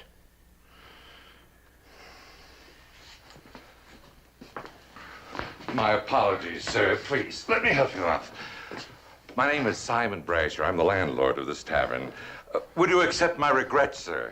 Kind of late, though, aren't they? Oh, I'm sorry, sir, but is there anything at all I can do to make up for this unfortunate incident? Perhaps you have some business here in Lancaster, Mr. Boone. Daniel Boone.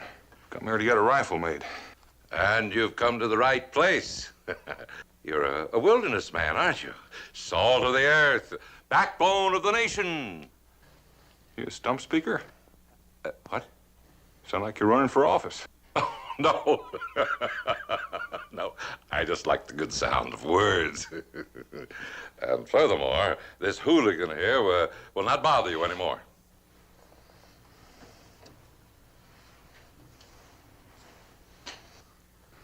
I'm glad to hear that. My house is yours, sir. Will you take a room? That's what I come here for. Excellent. Sarah, show Mr. Boone his accommodations. Best room in the house. And the only one left. I'm sure you'll rest well there.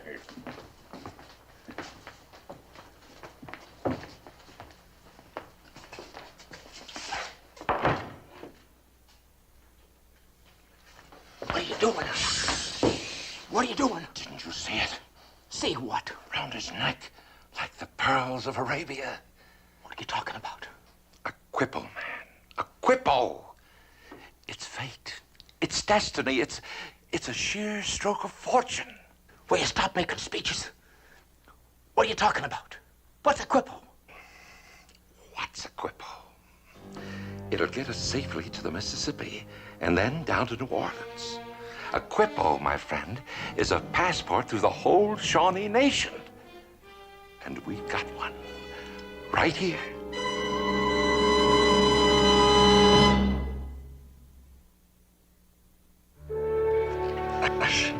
A 44-inch barrel. Now, that's half as long as this table. Well, you can always use it for a fishing pole.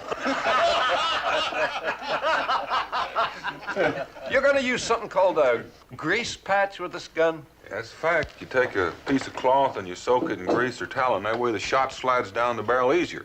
A piece of cloth. Silk or calico? Maybe wool. You hear that? Now a man can go hunting and use the seat of his pants to load his gun. Mr. Boone, you're a very lucky man. How's that? Well, they say there's 7 wonders in the world. You're now witnessing the 8th. The 8th? Yes. So many jackasses together in one little room.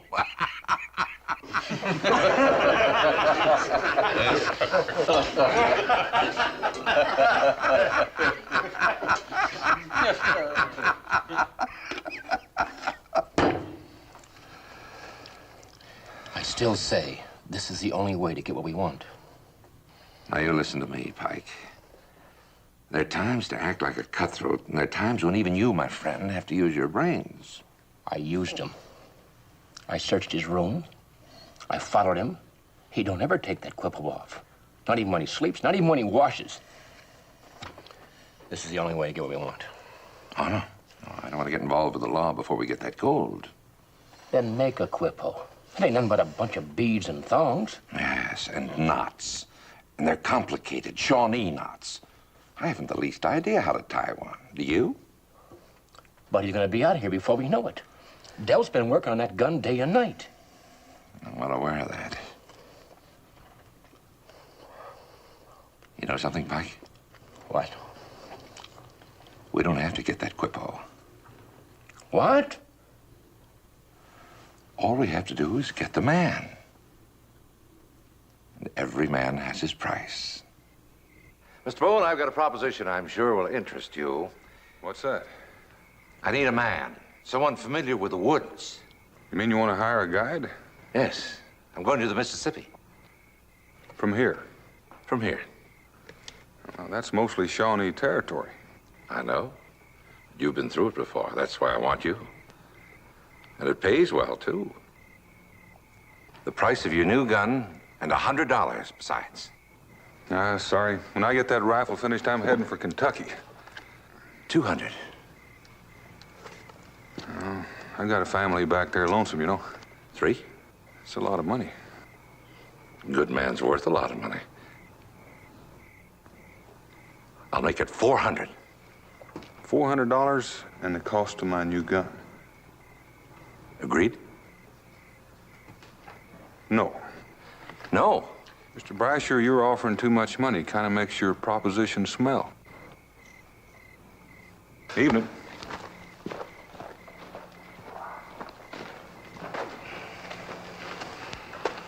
What'd it cost you?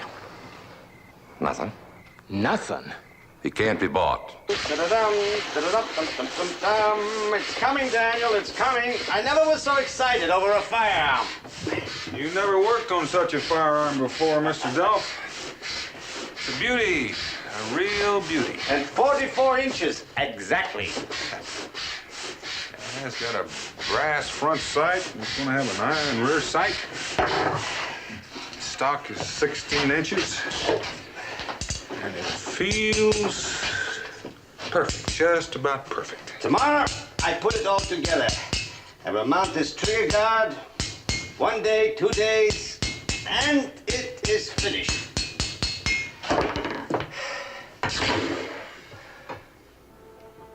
Almost. I am happy.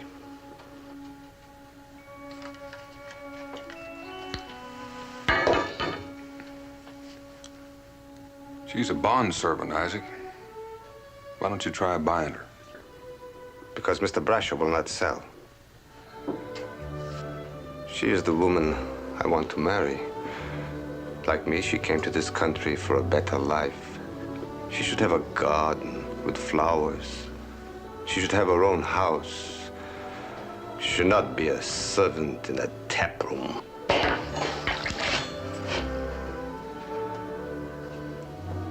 Metal, I could shape, but not my future. Well, it's getting late. Get some sleep. Isaac, there's one thing the future guarantees. Yeah? Anything can happen. Anything at all.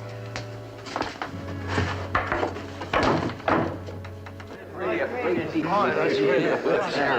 pounds. That's all she weighs, just 9 pounds. And brass, all the fittings brass. My masterpiece. She's a beauty, all right. Hey, let's stand her up, huh? Yeah. Gee, Hossabeth, she's a long one. 44 inches. Appears like you're standing by a flagpole. He's got that gun finished. He's gonna leave. Hey, let's see you test her out. Yeah, maybe she won't hit a barn by a mile. That's it. Prove her out. Well, it seems like a sensible idea. Yeah. Why don't you hang that old bucket in the tree there? 60 yards, Isaac? Yeah, 60 yards, good. Very good. Pike, get me my rifle. What do you got in mind?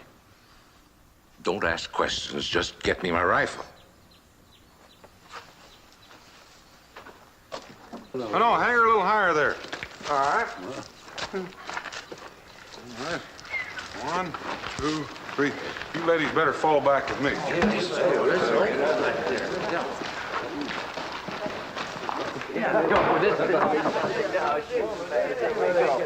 Wait here. Well, now, Mr. Boone, I hear you're going to test that new gun of yours. That's right. You ought to have a little competition. You may not know it, but I'm known hereabouts as something of a shooting man myself. Yeah, he is that. I'll wager this old rifle of mine against that elongated piece of hardware of yours. Well, that's what a A shooting man. What do you say? A little friendly competition never hurt anybody. A match it is. The old against the new. And the bet. The bet. Oh, you gotta. You sure do. Let's go. Yes, a little wager to make the whole thing more sporting. Say, $100 in gold against that quippo of yours. Mr. Brasher, you surprise me. Is that why you wanted to hire me? Well, is it a bet? Don't you have much confidence in that iron pipe of yours?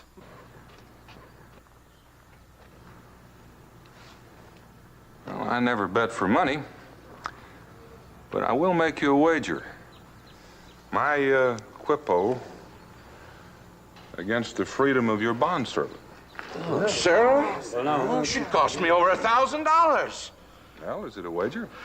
Well, what about it, Simon? Shut up. You can't come here. Come on. All right. It's a bet. Oh, this is gonna be something. No, shoot. Now, yeah. That's a long distance. You ready? Ready?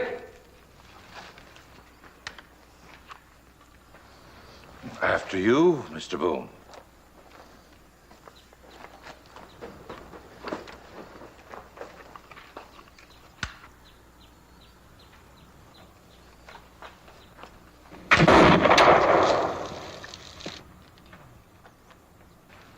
A bullseye. He hit her right in the middle of the bullseye. How about that? That was good shooting, right.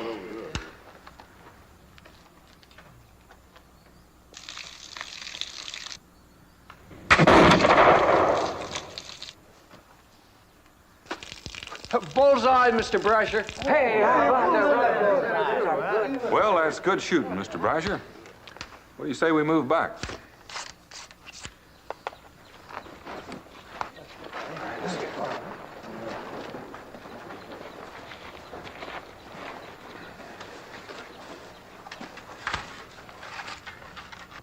Are you ready? All set.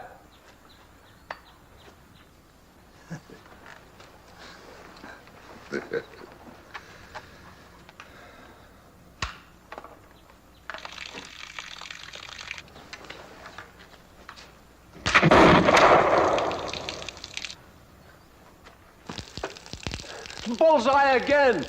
Hey, that's some gun.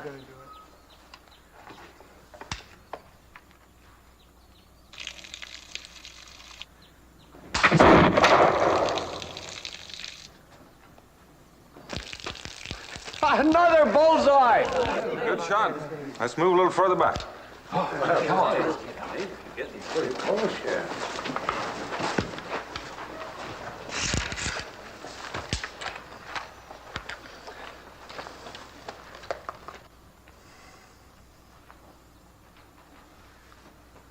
Here we go.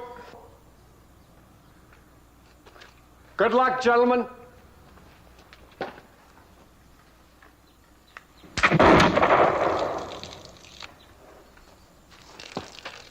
That's dead center.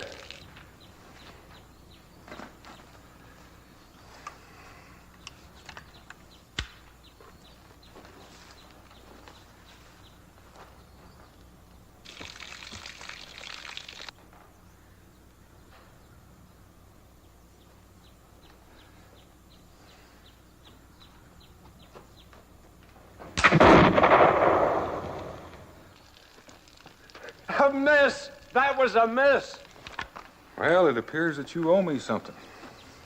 Miss Goodall's freedom. It is yours. I think I ought to tell you, Mr. Brasher, that if you had won, this Quippo wouldn't have done you any good. Leastways, not in Shawnee country. What?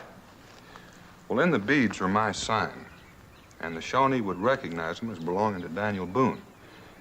If you were carrying them, they would assume that you had murdered me, and in revenge, they would kill you. Well, that's a good thing to know. Perhaps I should have asked. But a bet is still a bet. You won it fair and square. I won't renege. Sarah's still yours. Well, thank you, Mr. Brasher. This part's going to be easy. Isaac? Yeah. Bring Miss Goodall over here.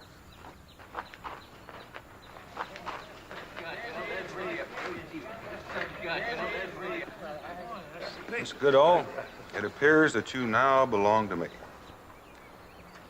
And Isaac, it looks like I've won you a wife. And if I were you, I'd marry her right now before she can get away. My gratitude, Mr. Boone. Don't thank me, Isaac. Thank your rifle. That it was worth the walk from Kentucky. Worth it? I'd walk clear across the continent for it. There's not another one like it. May I add my congratulations, Isaac? Sarah, you're a very lucky girl. And just to show you there are no hard feelings from the past, I'd be pleased to have the wedding at my place. And Mr. Boone can give the bride away. Oh, well, that is kind of you, Mr. Brasher. It's all settled then. Gentlemen, there'll be a wedding at my place tonight. You'll all be my guests.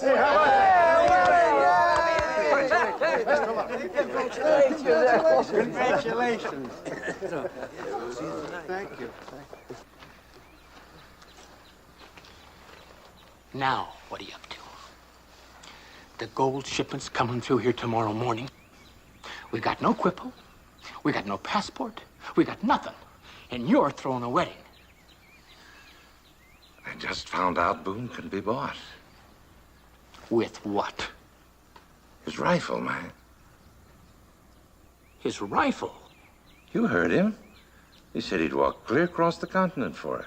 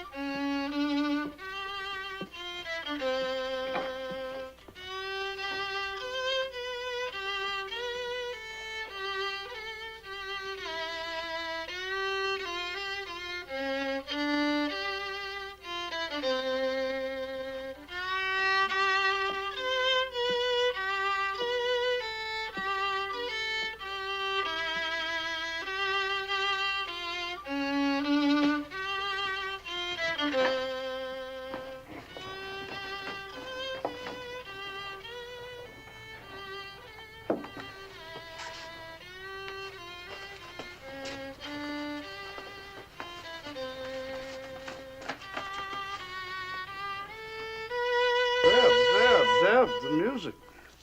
We are gathered together to join this man and this woman in holy matrimony.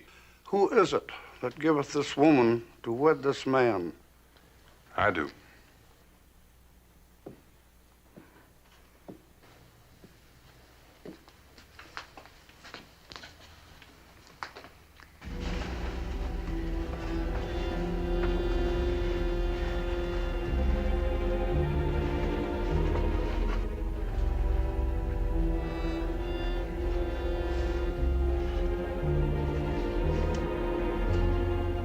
And now I pronounce you man and wife. Well, Isaac, you can kiss the bride.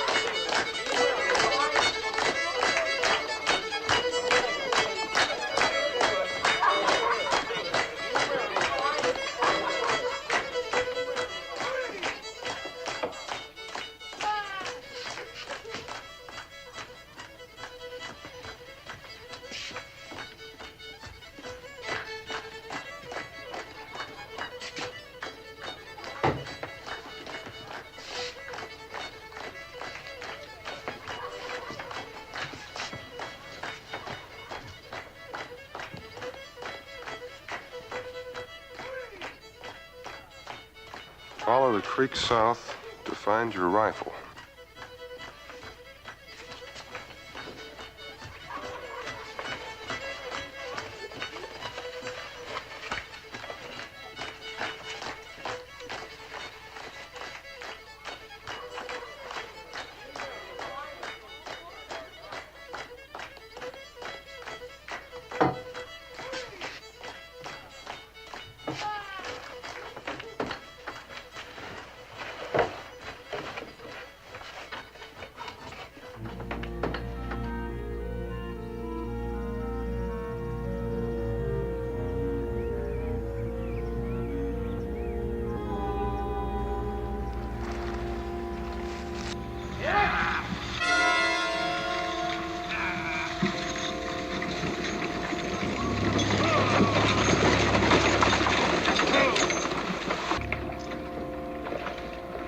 Stopping here for? These horses need water.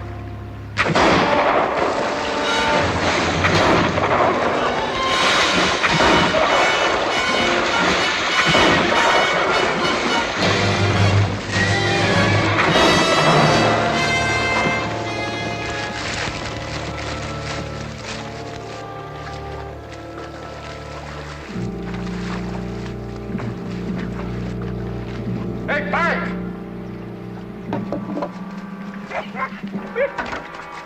We did it, Simon! We did it! We killed them all dead! Come on, get the bag.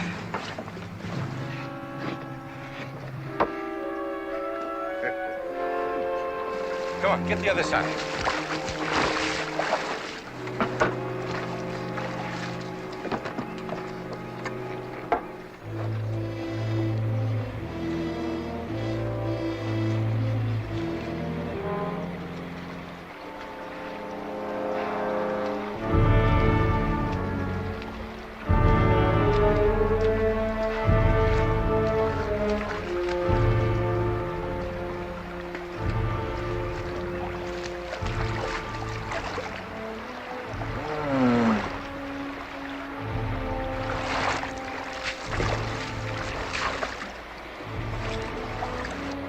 What happened? Pressure. I'm back. I got to go. With a man.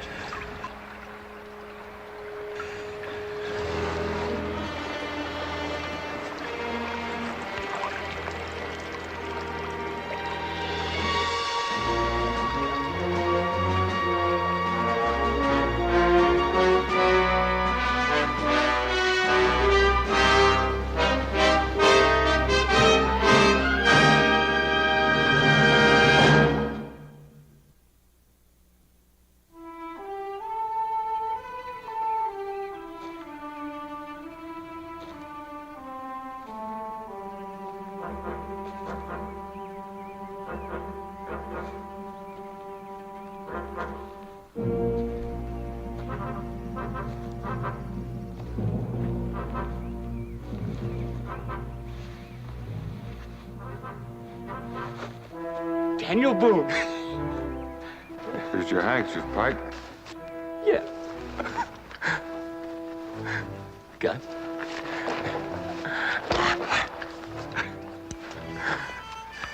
Yeah, knife. Move.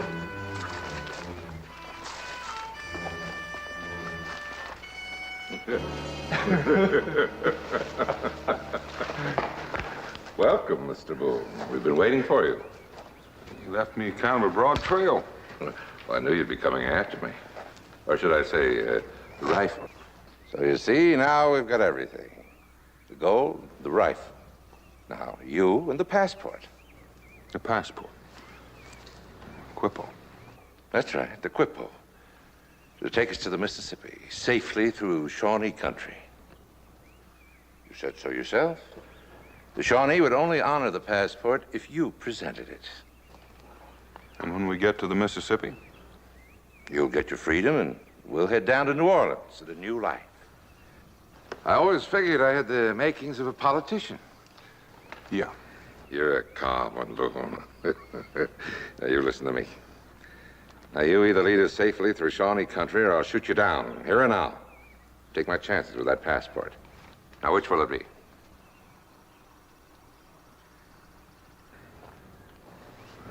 And you'll turn me loose when we get to the Mississippi.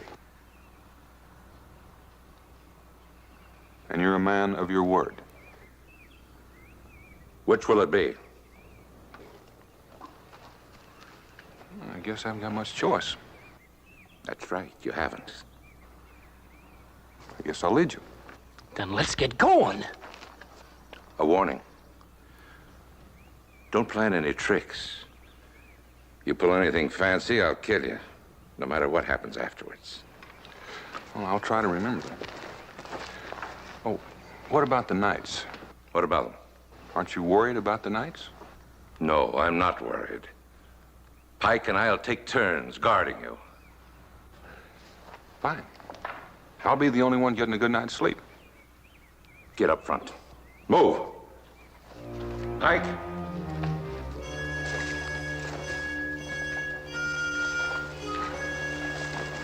Come on, you golden mules. You're the richest four-legged critters in the world. Come on!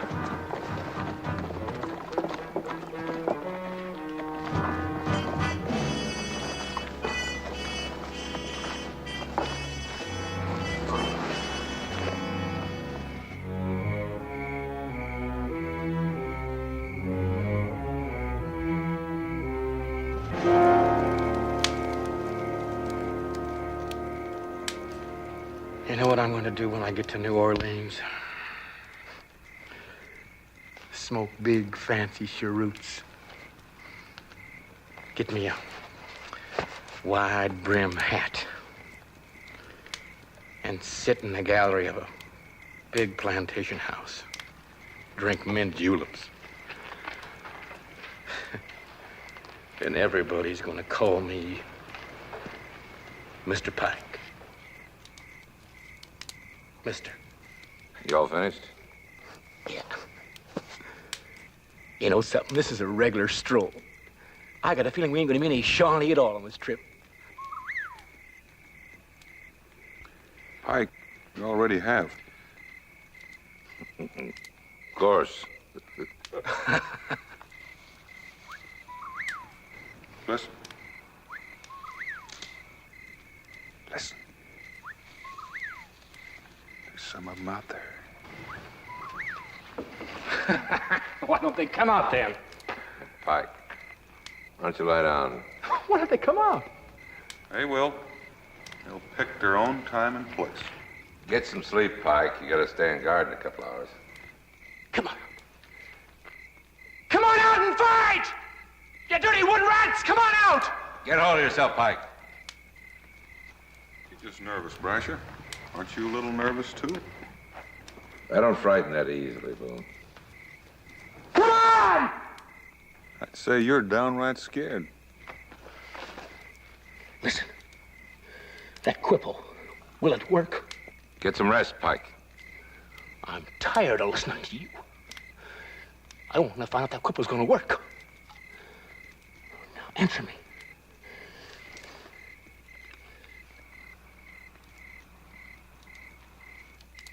that quipple gonna work? Answer me. Answer me! I'd say we'll soon find out. They're here.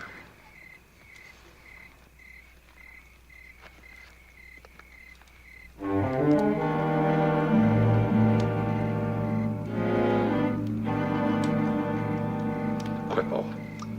Show him the quippo. Remember, no tricks, you'll get a bullet in the back.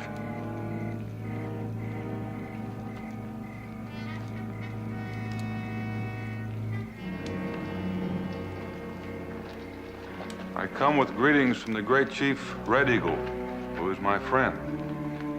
I'm Daniel Boone.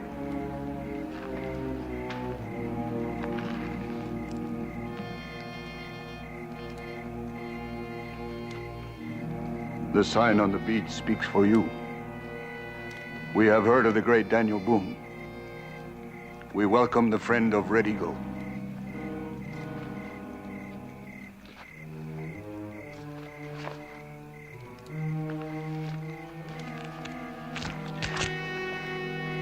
We honor the sacred quippo. Come daylight, we'd like to pass on through. Then in peace, pass on through.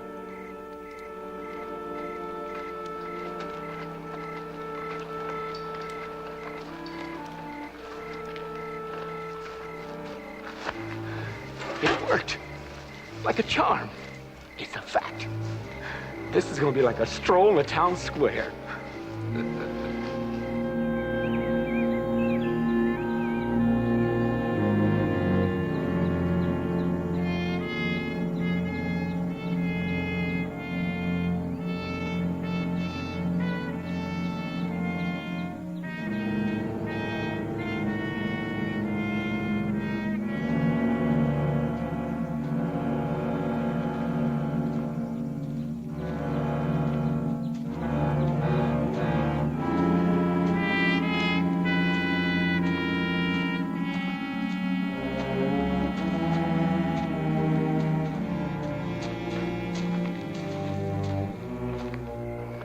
Come on, Boone. Our blankets are in there, we're getting cold. Now, come on.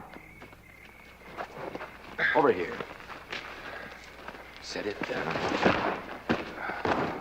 Now, take it easy, Pike. We got another week to travel. When we get to the Mississippi, we'll all get our proper rest. Including you, Boone. Come on, Pike, get the other one.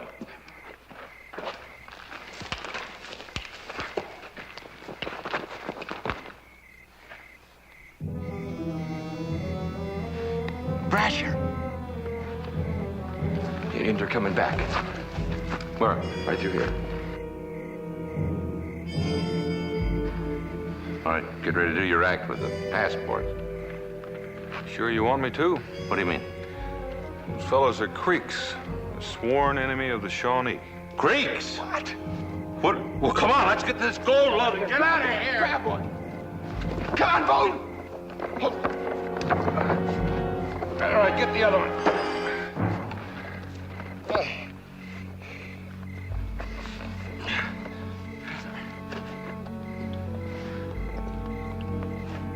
Boone's gone. Well, go find him before the Creeks find us. Boone! Boone, where are you? Boone? Boone?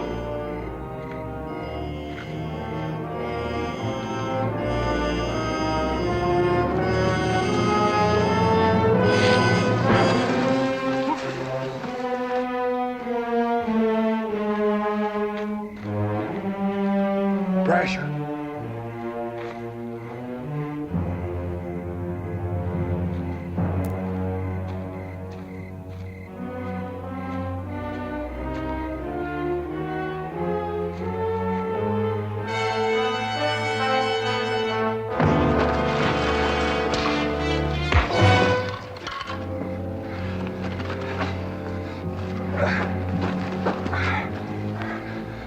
Now call Pike. What was that you said? No tricks.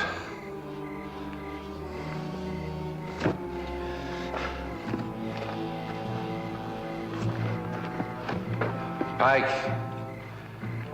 Pike!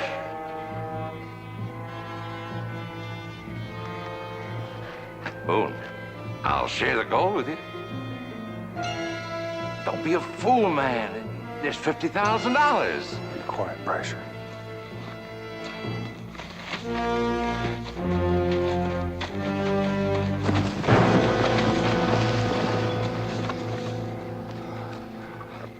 Bring you greetings from the great Chief Red Eagle.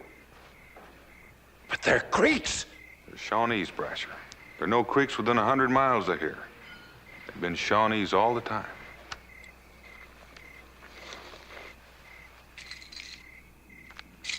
Welcome.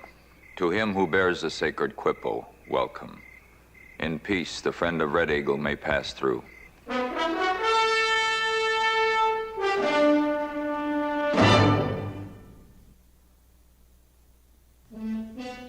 But Daniel, why do you insist on leaving now? Well, everything seems to be in its proper place. Pike and Brasher are in jail, the gold's in Philadelphia, and you two are married. We'd be proud to have you stay with us for a few days, Mr. Boone. Well, I'd like to, Sarah, but I've got my own family. And besides, I'm anxious to show off my Pennsylvania rifle. Your Kentucky rifle. Pennsylvania or Kentucky, it's going to be the finest weapon on the frontier. It's at quite a beginning. My masterpiece. A man has to say goodbye to his best work. A long life to you. A long life. And a long life to both of you. Thank you. My, all the way to Kentucky. Isaac, it sounds so far away. Oh, Daniel, be careful. You'll be walking through Shawnee country. That's the most dangerous thing a man can do. Well, for some, maybe. But for me, it'll be like a stroll through the town square.